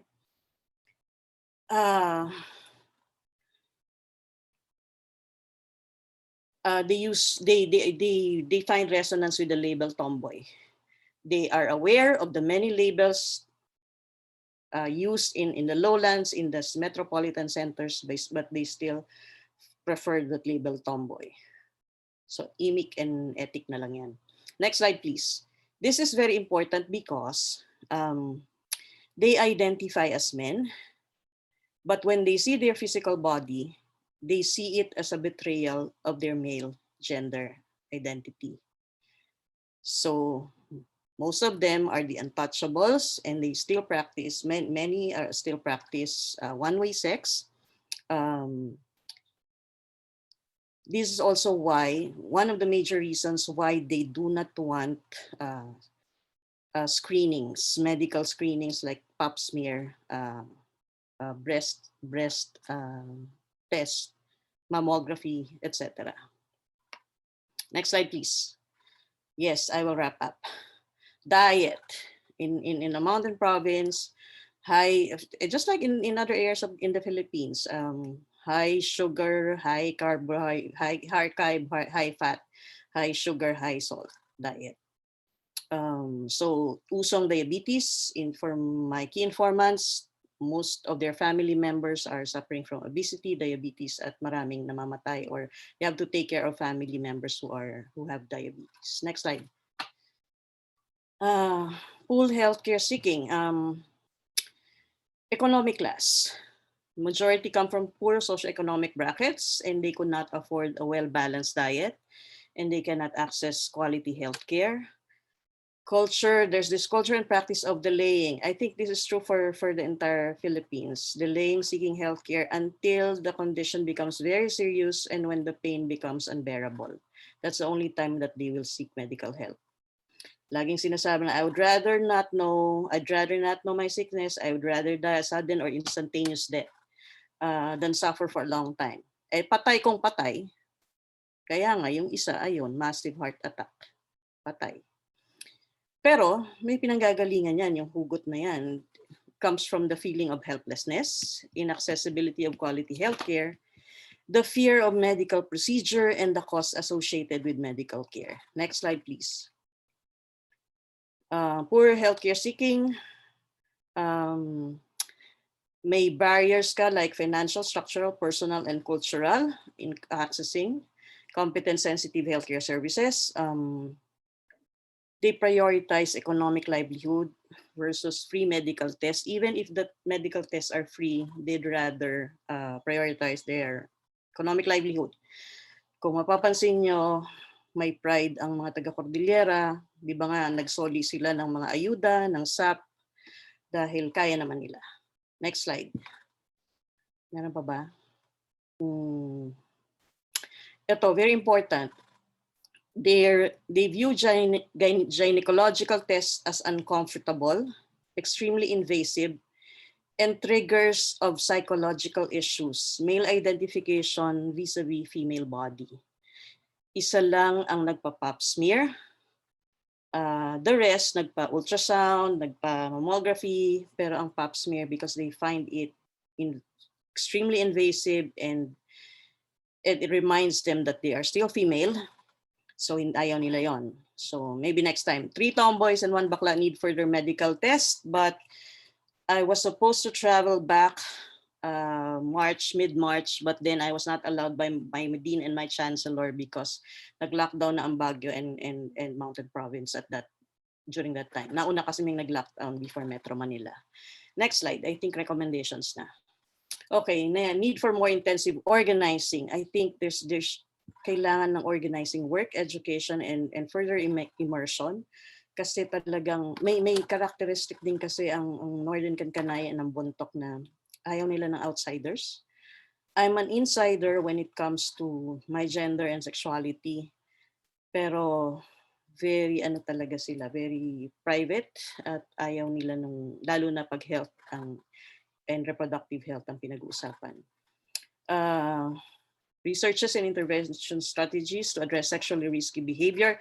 Kasi unlike before na walang kaso ng HIV in Mountain Province and in the Cordillera, when I was there in 2016, meron ng 3 HIV positive cases. Previously kasi ang preferred sexual practice is ipit-ipit, or I forgot the French term for it. It's frottage. Now it's anal penetration, and many tourists are paying the young adults and the adolescents to give them sexual services. Address socioeconomic and cultural barriers to achieve ideal health-seeking and healthcare-seeking behavior of the Bontoc and the Northern Kankanai tomboys and LGBTQs. Next slide. Thank you na po itong next slide. Salamat sa UP Center for Women and Gender Studies, sa Likhaan Center for Women's Health, officials and staff of the Luis Hora Memorial Medical Hospital, Mountain Province State Provincial College, the Bontoc Campus, the Provincial Government of Mountain Province, the University of the Philippines, Baguio, at salamat na marami sa mga lumahok na mga tomboy, bakla at transgenders ng Bontoc, Sagada at Tadyan. Salamat.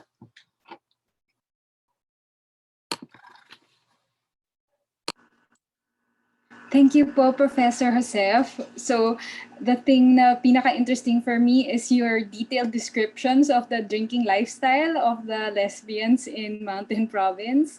Although it's sad that it leads to health issues, and equally sad that they use drinking to escape economic hardship and also the pain of the stigma. So a very complex picture you have painted there. For the next presentation, we call on Mr. Cleve Arguelles and Ms. Veronica Gregorio. Their research project is entitled Filipina Social Media Influencers and Young Women's Meaning-Making, Everyday Womanhood and Citizenship. Thank you, Jasmine. We'll just wait for the slides to be shared.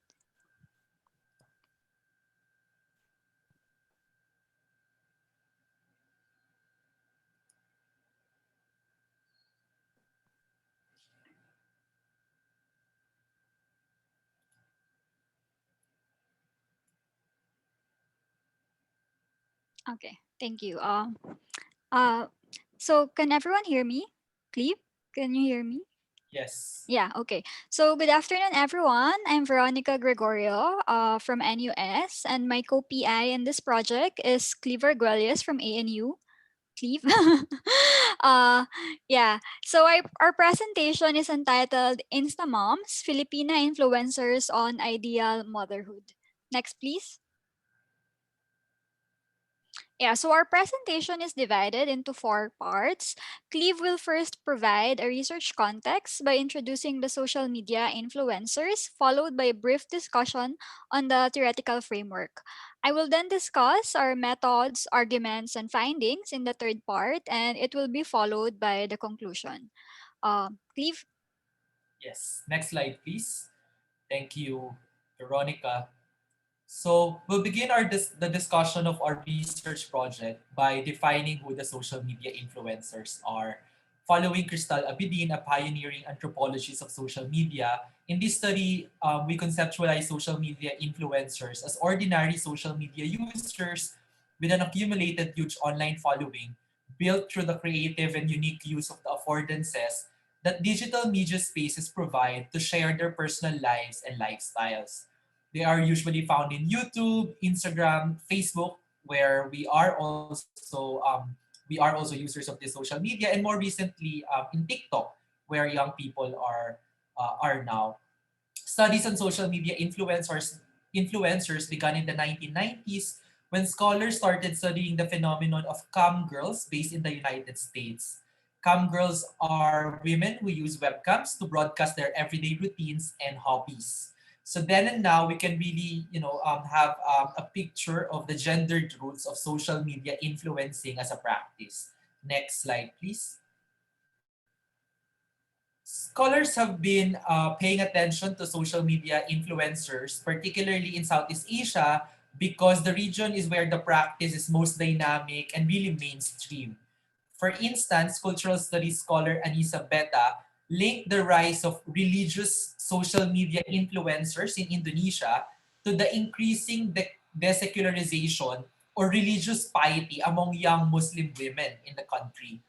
Another example is Crystal Abidin's research on the exploitation and varied uses of labor of Singaporean social media influencers who have reached micro-celebrity, if not celebrity status, partnering with the biggest corporate brands. This trend in the region is actually also seen in the Philippines. Increasingly young Filipinas are beginning to model themselves after social media influencers by creating similar contents in the same platforms.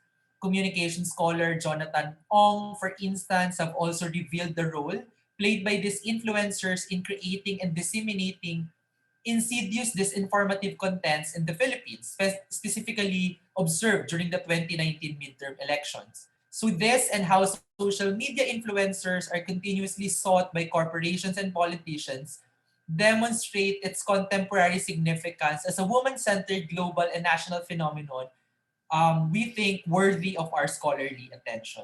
Next slide, please.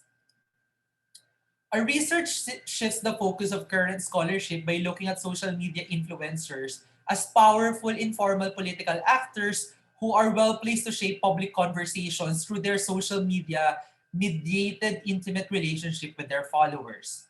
Combining our training in political science and sociology, we seek to develop an understanding of how Filipina influencers challenge or reinforce idealized notions of citizenship and womanhood in the country.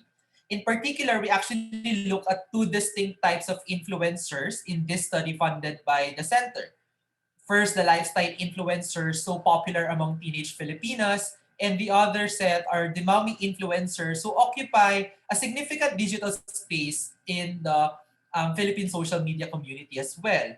But for this particular presentation, we focus on one aspect of our study, the mommy influencers. And in particular, we asked this specific research question. How do Filipina instamoms reinforce or challenge idealized motherhood? Next slide, please. And in doing this research, we adopted the relatability framework by Crystal Abidin, developed in 2017 as a guiding theoretical and conceptual framework for us.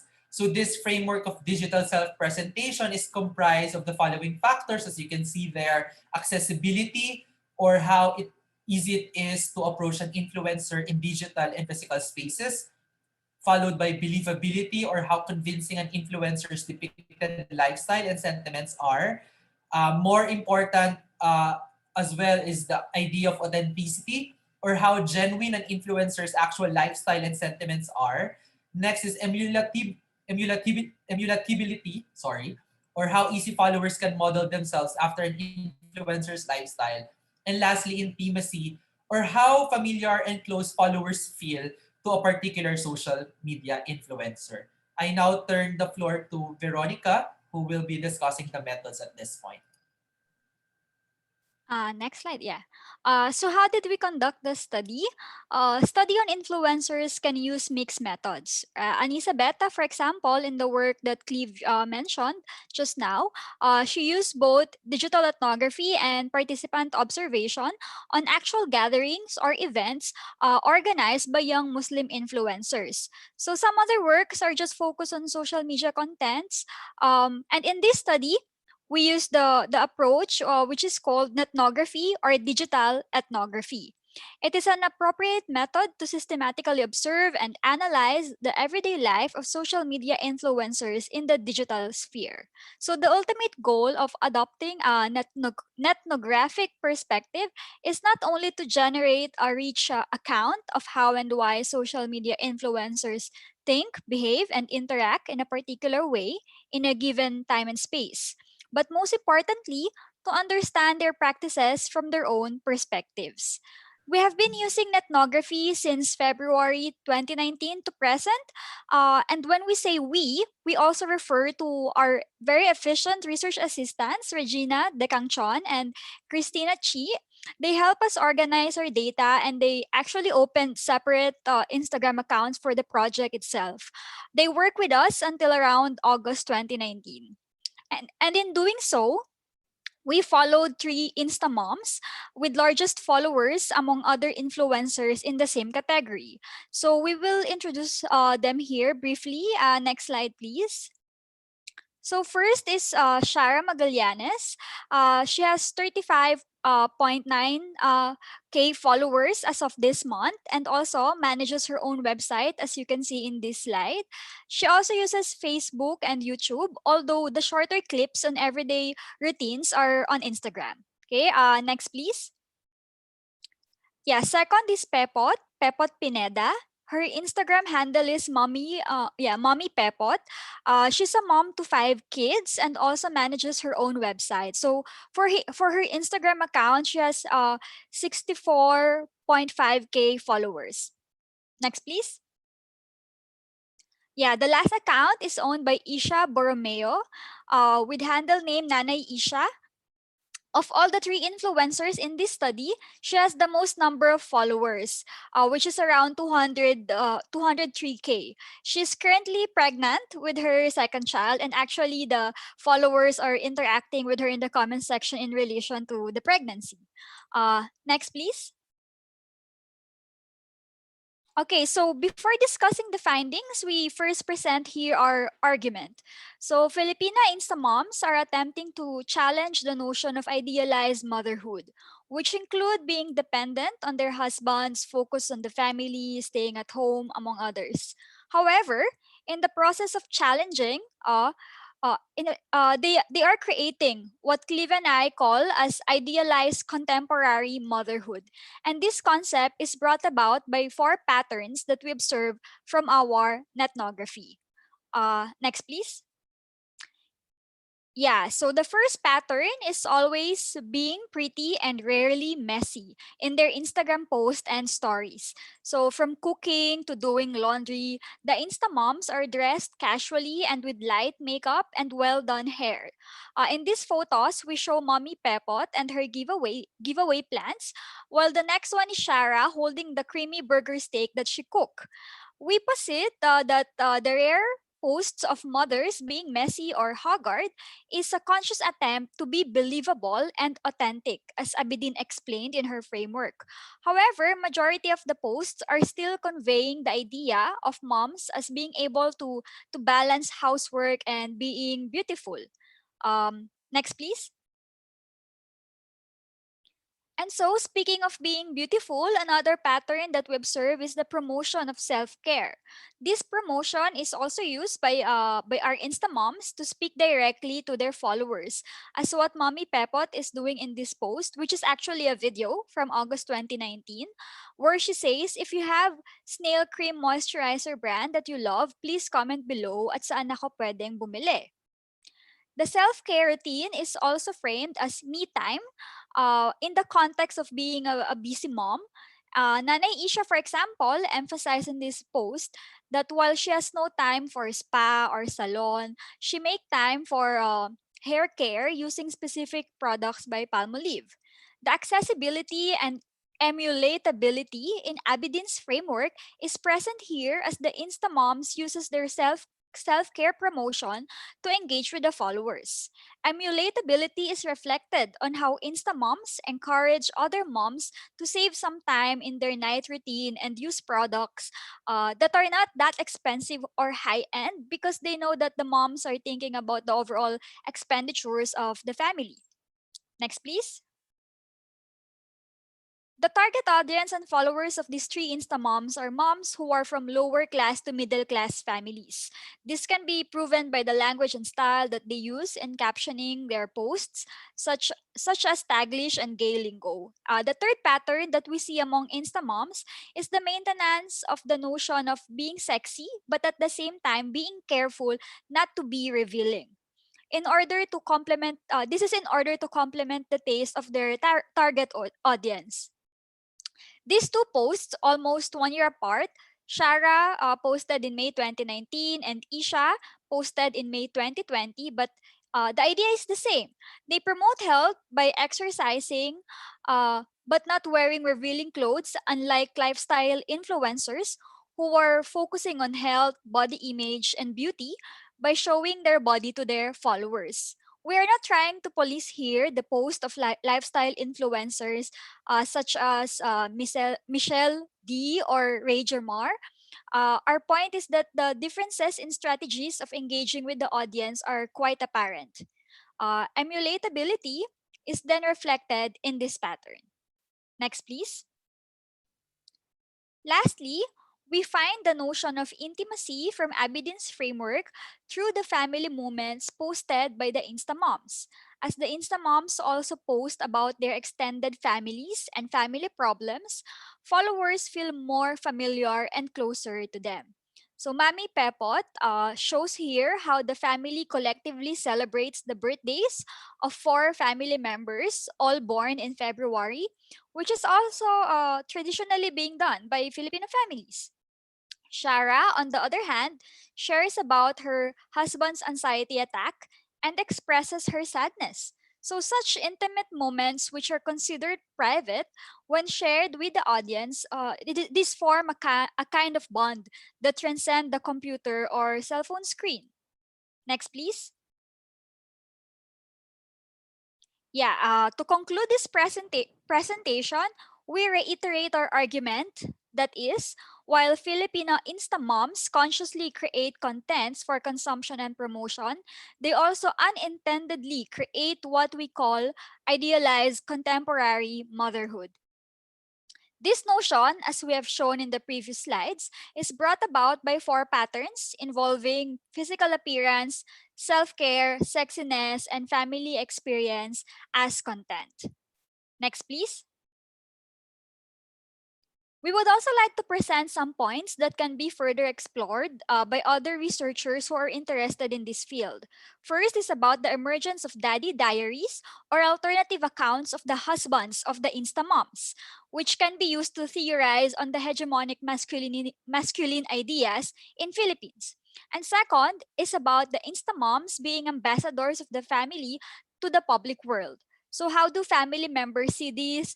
What are the ways of representing a family compared to representing motherhood? We do not cover these points, but it will be relevant for future research. Next, please. And yeah, so that's the end of our presentation. Thank you everyone for listening and looking forward to your comments or questions.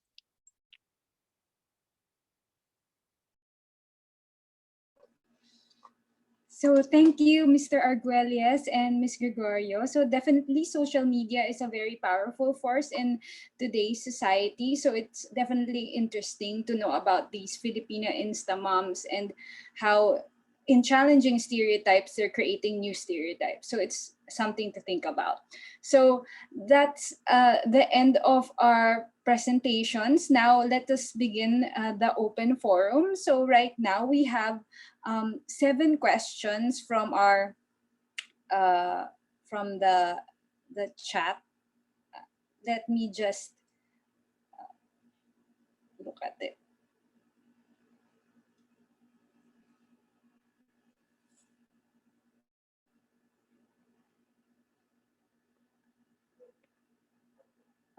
The first one,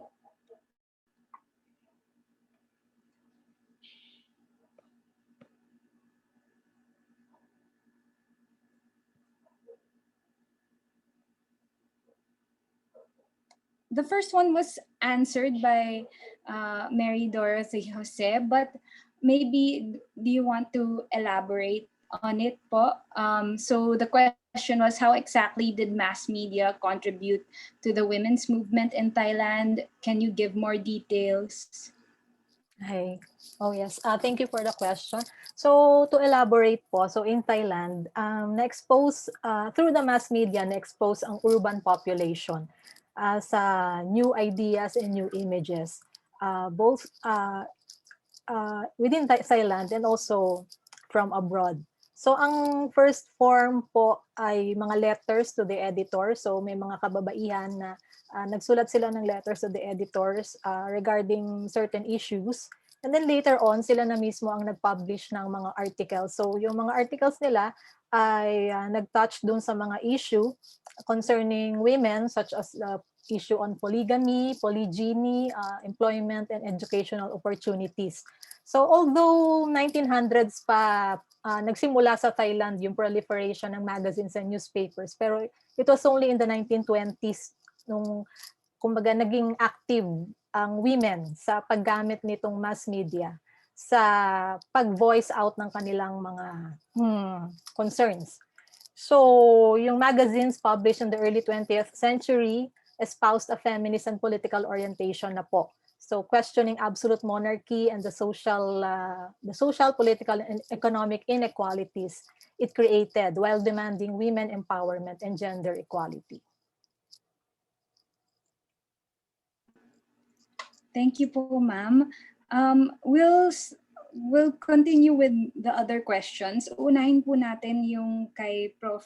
Jose kasi you have to leave early pala po. So one question was that, how would you convince tomboys to seek medical help without triggering their body dysmorphia?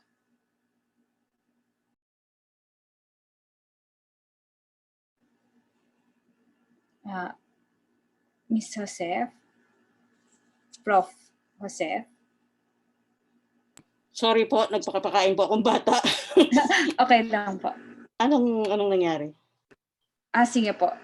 Unahin po namin yung mga questions po sa inyo kasi you have to leave early daw po. So yung first question, how would you convince tomboys to seek medical help without triggering their body dysmorphia?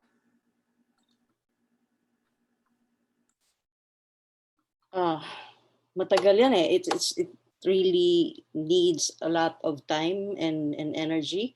I've spent on and off 2 years in the community.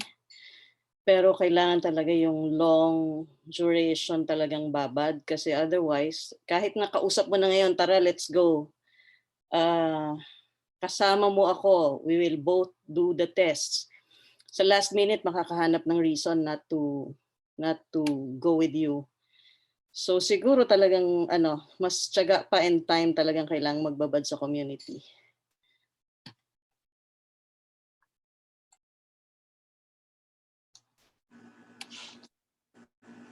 Thank you po. Yung second question po, sorry, naglalag lang yung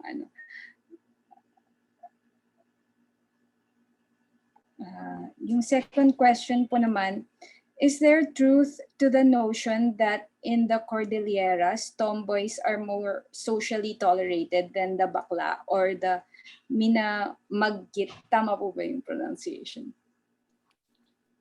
We cannot generalize the Cordillera. When you go to Kalinga, when you go to Ifugao, the situation is very different. When you go from this barangay to another barangay or from this municipality to another municipality, ang laki na ng differences. I specifically chose Tadyan, Bontoc, and Sagada because these are the communities and municipalities perceived to be very welcoming or accepting of LGBTQs, tomboys and lesbians and bakla. I believe mas there's something to do with the culture and the religion. Mas hindi kasi Katoliko. Syncretic siya, mas Anglican Episcopalian. Although may inroads, especially in Bontoc, yung Catholic Church. May kasi, syncretic, tsaka yung economic considerations, hindi ganun ka-rigid yung gender. Not because of a certain ideology, kung hindi, it's more economic. That's why there are gender roles, there are gender divisions.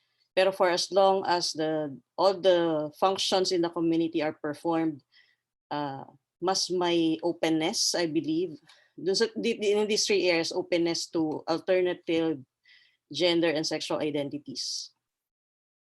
Of course, when you go to Ifugao and Kalinga, ibang usapan yan.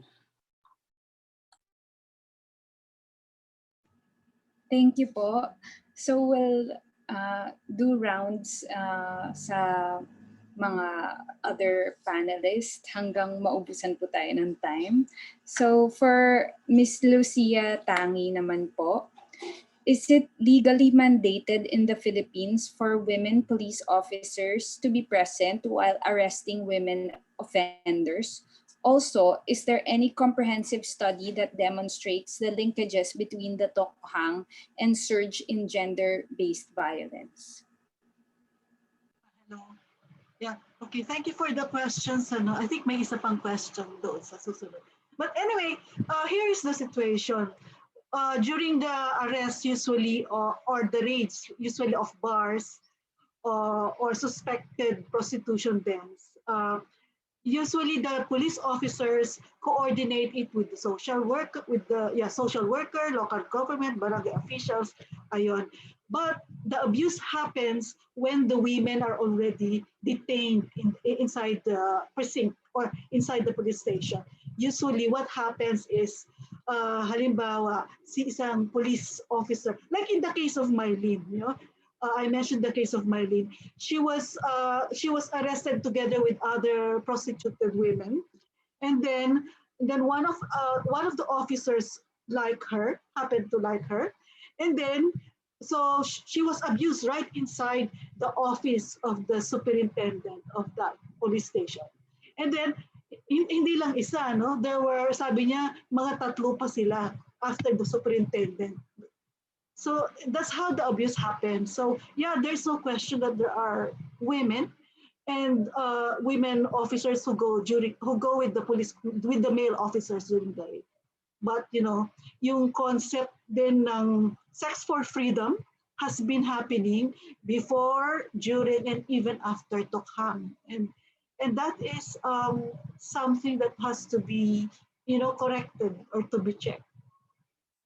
And then your question about comprehensive study, I tried to Google. Masipag ako mag-Google din. From time to time, you can read spot news reports about tokhang and gender-based violence, but I have not seen a scholarly article linking tokhang and gender-based violence. I haven't seen. If you have seen any article or literature related to that, please let me know because I'm also interested in that article.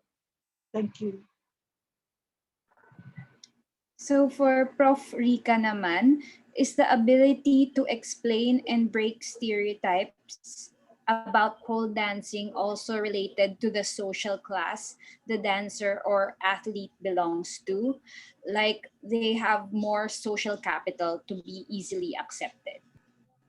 Well, based on our research, we have shown that based on the community, the longer that you have been pole dancing, the more you have acceptance of your body, and the more that you have a strong community of pole dancers to fall back on. So the longer that you have been pole dancing, that um you are more aware of your rights. You're more aware of it because the pole dancing community is so accepting, because they've been always been in the fringes.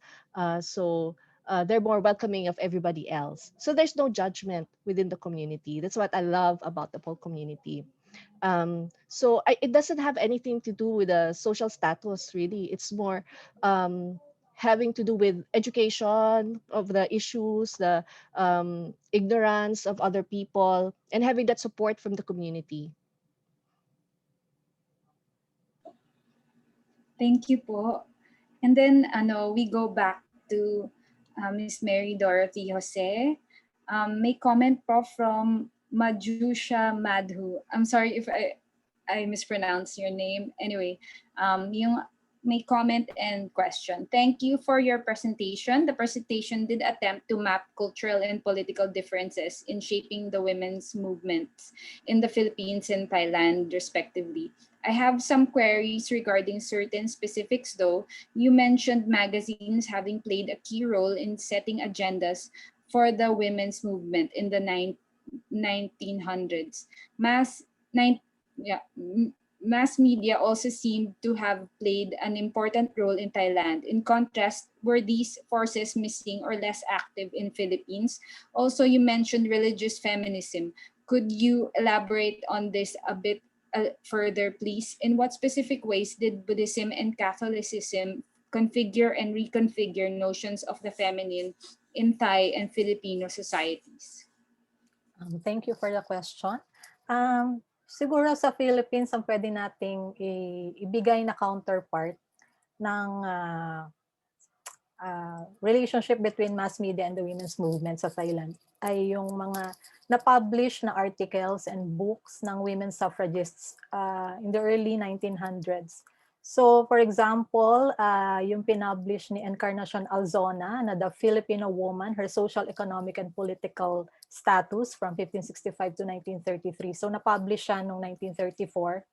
And then, gayon din yung pinublish ni Maria Paz Mendoza Guazon, The Development and Progress of Filipino Women, published in 1928. And of course, the Filipino Woman, the Filipino Women, The Challenges They Meet, ni Pura Villanueva Calao, published in 1931. Although limited siya doon sa within the circle of the middle class. So hindi talaga siya lumabas sa masa. So ito ang context nitong mga publications na ito, itong articles and books na ito ay para i-lobby yung campaign for women's suffrage na during that time. So inumpisahan nila yung paglalobby for women's suffrage noong 1906 and then finally 1937 nila ito ma-attain or magkakaroon ng women's suffrage law in 1937 pa. So during that time, our women lobbyists ay busy sila sa pagbibigay ng speech tsaka yung pagsusulat ng articles kung bakit kailangan bigyan ng karapatan ng kababaihan na makaboto. So yung second question naman about religious feminism. So in the Philippines, aware tayo kung paano hinulma ng Catholicism yung image ng kababaihan to conform doon sa ideal ni Virgin Mary. Sa Thailand, ang Buddhism, siguro yung aphorisms ng women as hind legs of an elephant and also that women are like thread and follow the needle. Madi-describe naman niya kung ano yung treatment or attitude ng Thai society sa women.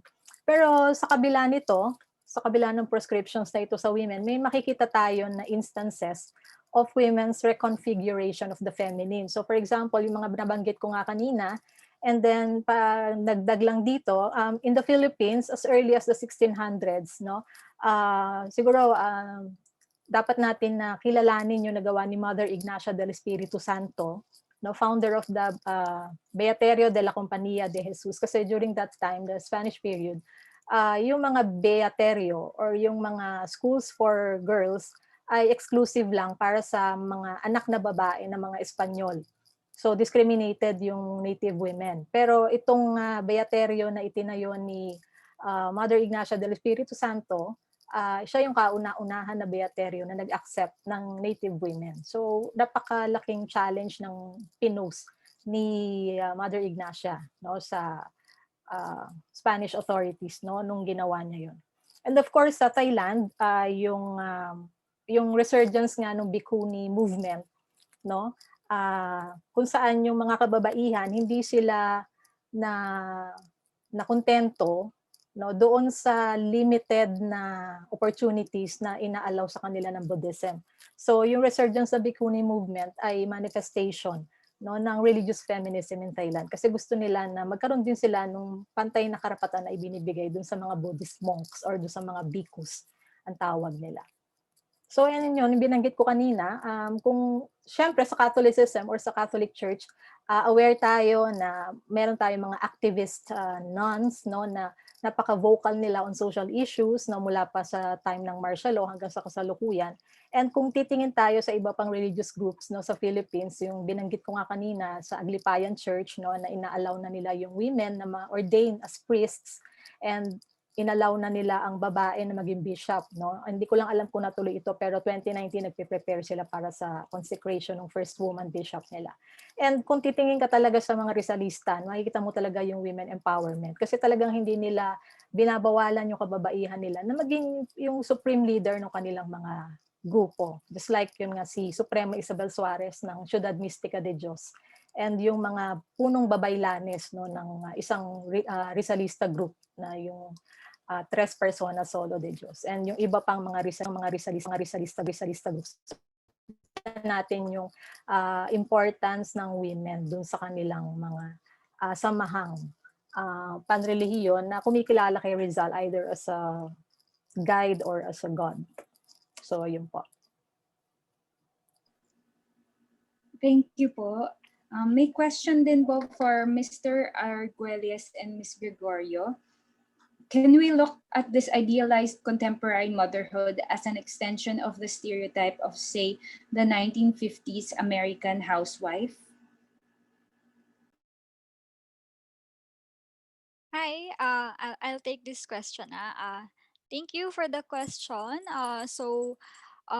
Can we actually contextualize the American society in that time in the current Philippine society? I guess there are some remnants that we can identify to it, but there are also unique points in the Insta moms that we are actually discussing. One aspect would be the relationship of the family and how they express religion, which we didn't cover in this presentation, but we plan to incorporate this in the paper that we will send to the center. If it's an extension, I guess the Catholic values that's being shown in the post of the Insta moms, that can be considered, but right now the venue also of expressing this idealized contemporary motherhood via social media, we cannot really compare that to what we have in the 1950s, right? And perhaps to answer also the second question, Jasmine, is that fine? I'm gonna respond to that na din. Oh, sige. Yeah.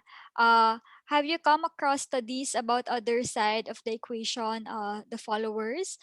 Do you think that is that it can be a doable research to probe the influence of the instamoms.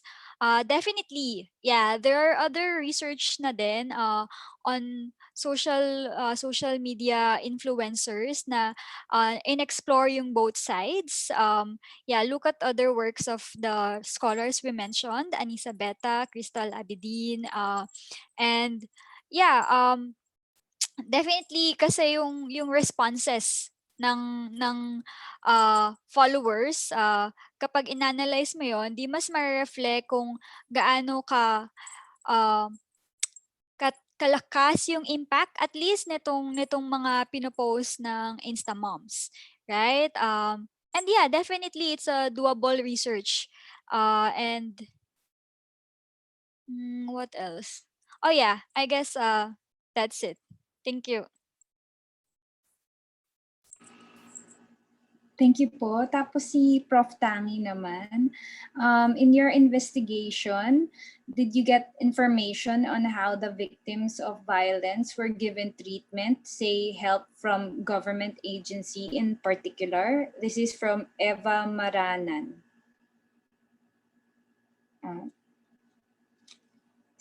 For Prof. Lucia Tangi po. Okay. Yeah, kasi ganito kasi yun. Yeah, I also asked that question from the head of the Women and Child Protection Unit. And they said that once a case is filed with them and the case goes to, let's say, court, they don't have a way of monitoring what happens to the victims. So there is really parang disjoint in the services that we give to victims or survivors of gender-based violence. Okay, and I think that's one of my proposals, that if we can have a more comprehensive system to support these survivors of gender-based violence. Like in the case of the wife, Risa, the survivor number one, Risa, when I met her at the Women's Child Protection Unit, that was her fourth time to file a complaint. Would you believe that? It was her fourth time. And then the investigators were hoping that sana finally they would that Risa would push through with her complaint. And then the following week, I returned to Camp Krame, and only to discover that Risa has signed affidavit of desistance, meaning she decided to withdraw the case. So once a case is withdrawn, and then the center, the unit does not no longer have any jurisdiction over the survivors. And that happens quite often among survivors of gender-based violence. Ayan. Thank you. Thank you po. Kay Prof. Rika Abad, did you get to interview male pole dancers? Are there differences in experienced issues? Yes, we interviewed for the KII. We had two male pole dancers. One was the pole pioneer, Ed Aniel. That's why most of our interviews in KII and the survey were Manila-based. But we had to make the trip to Bohol because the pole pioneer, the one who started pole in the Philippines as a fitness activity, has moved to Bohol, right? So we interviewed him. He founded the Pole Academy of the Philippines. And also Johnny Sustantivo Villanueva. He's a pole aerialist instructor at Elite Arts Dance Studio.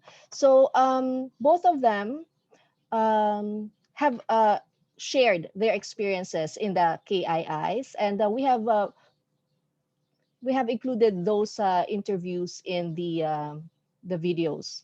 And see, both of them are married, both of them have kids, and their experience, of course, was very different from the experiences of the female pole dancers and instructors. In some ways, like for example, the pole pioneer, he had issues about just starting the community, and the difficulty of pushing through with the pole dancing, and he had encountered some flack about the curriculum and his age. He expressed that in his interview. Whereas for Johnny Sustantivo, well, both of them have been in the reality program already, the Pilipinas Got Talent. And for him, his issue was really moving away from the sexy tones and undertones of being a pole dancer. He's male. His background is also dance. Both of them were dancers. Ed Daniel was jazz, and Johnny Sustantivo, his background was in contemporary ballet, contemporary dance. Yeah, so in terms of the differences, of course, they had different experiences, because when you're dancing in pole, they have more strength, in the beginning, although the female also, they build the strength as they move along. And of course, they don't have the same issues when it comes to the attire, because that's the first thing that women are nervous about when they talk about pole dancing. Is ayoko kasi kailangan medyo naka sports bra ka or shorts, but they don't understand, that it's a necessity, because you need contact with the skin and the pole in order to execute the moves.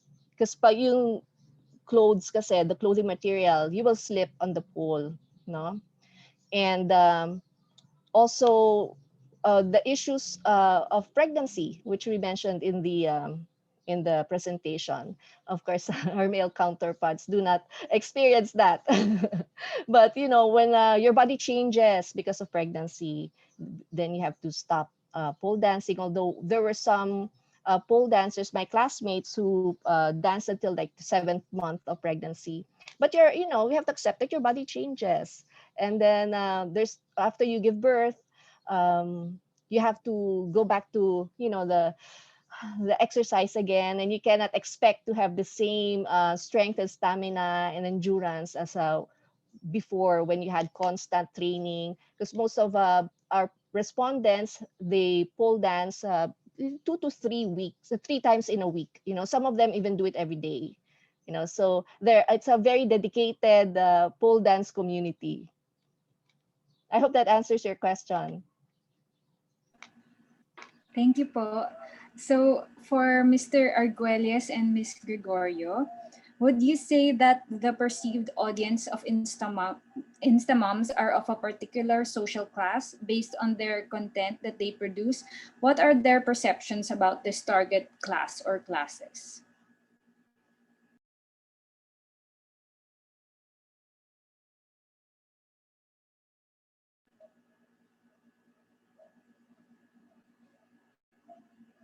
So either si Ms. Gregorio po, Nikki, or Mr. Arguelles. Yeah, sorry, naka-mute pala ako, sorry. Okay. I can't seem to see the question dun sa Q&A box. Iba ba 'yon? Parang Additional yata. I see, I see. So yeah, anyway, yeah, definitely the target audience is the lower class and middle class moms. This is based also dun sa pag-interact nila sa mga video, sa mga IG stories itself, na ang approach ay ganito tayo, ganito yung pwedeng gawin para makatipid. Ganito yung pwedeng gawin para maulit pa yung paggamit ng uniform ng mga bata sa eskwela. Right? So there are these points na may specific target. Unlike dun sa mga lifestyle influencers na kasama din dun sa isa pang aspect ng study namin, yung lifestyle influencers talagang high-end na women yung target nila, like from the brands ng bags na pinapakita, from the daily activities also, and yung mga Insta moms, mas motherhood na middle class and hanggang lower class yung target. And what's the second part of the question? Jasmine, can you repeat it? Based on the content they produce, what are their perceptions about this target class or classes? You mean perceptions of the moms to Uh, this? how, how do the moms perceive their target audience? Um, I think yung perception ng moms towards the target audience, kailangan pa yun ng further na analysis. We have to look back on our data. Kasi mas yung focus namin ay yung pattern sa contents. Right? Hindi pa yung direct na how they see their audience. Although if I can uh, if I can predict mula dun sa data na meron kami na naka-archive ay mas sa interaction sa maiikling videos, pati yung mga daily night na routines, they are assuming, no? They are assuming na yung audience nila, they're trying to save money, trying to juggle yung hectic na work schedule, trying to juggle. Ang assumption din ng mga Instamoms ay walang helpers sa bahay yung mga audience nila, yung mga followers nila. So that says something, right? Na ang followers na tina-target or ang alam nilang target nila ay yung mga moms na sa sarili nila sila yung naglilinis ng bahay themselves, sila yung gumagawa ng household chores and all. So I guess that's it. But I have to look back again sa data namin para mas clear yung maging answer dun sa question na yun. Thank you po. And for our last question for Miss Lucia Tangi, did you experience any vicarious trauma during the conduct of your research? If so, how did you mitigate the effects? So, Miss Prof, yes. Okay. Saan na ba yun? Okay. Yeah, this research has been very difficult. I was a journalist for 15 years. I covered police stories, but I even covered the underground movement. But I think this was the most difficult research that I have done so far. Why? Because emotionally, when I was doing the interviews, I have to confess that there was a time that I wanted to break down also, kasi the stories were really funny. I didn't have to narrate the time to narrate everything this afternoon, but maybe in the journal article I could tell more about the stories, the narratives. Their stories are really heartbreaking, and I have to confess I wasn't prepared. I wasn't that prepared to listen to those stories. And then how did I cope with those trauma? Or sometimes I just I try to talk to some of my colleagues and then discuss the issue, the stories of the women, and then in that way medyo nare-relieve ako, no. But of course it's not yet that's not enough. I should be seeking more professional advice siguro. Pero now with the pandemic, and I had the time to think over and and compose myself again, no? And it takes a while. Although writing the story would be another thing. Kasi mas mahirap nagsusulat ka na eh. Like it's so difficult. So sabi ko, paano ko isusulat yung incident na kung pinasok yung isang object sa kwan ng babae without thinking about it? How can you write that? Or how would you, and there were other stories of sexual abuse na ang hirap i-describe, ang hirap isulat without imagining them. Yung gano'n. But anyway, thank you for that question. Maybe sa future, I think we should be more prepared for these types of researches. Ayun lang, advice ko. Thank you. Thank you po so much. Thank you po to all of our panelists for that interesting discussion, and thank you to all our attendees who participated. That ends our program. Thank you again, and we hope to see you in another site of Convergence, weaving tapestries of knowledge, and in our other events here at UPCWGS. So thank you again, and that's it. Bye-bye.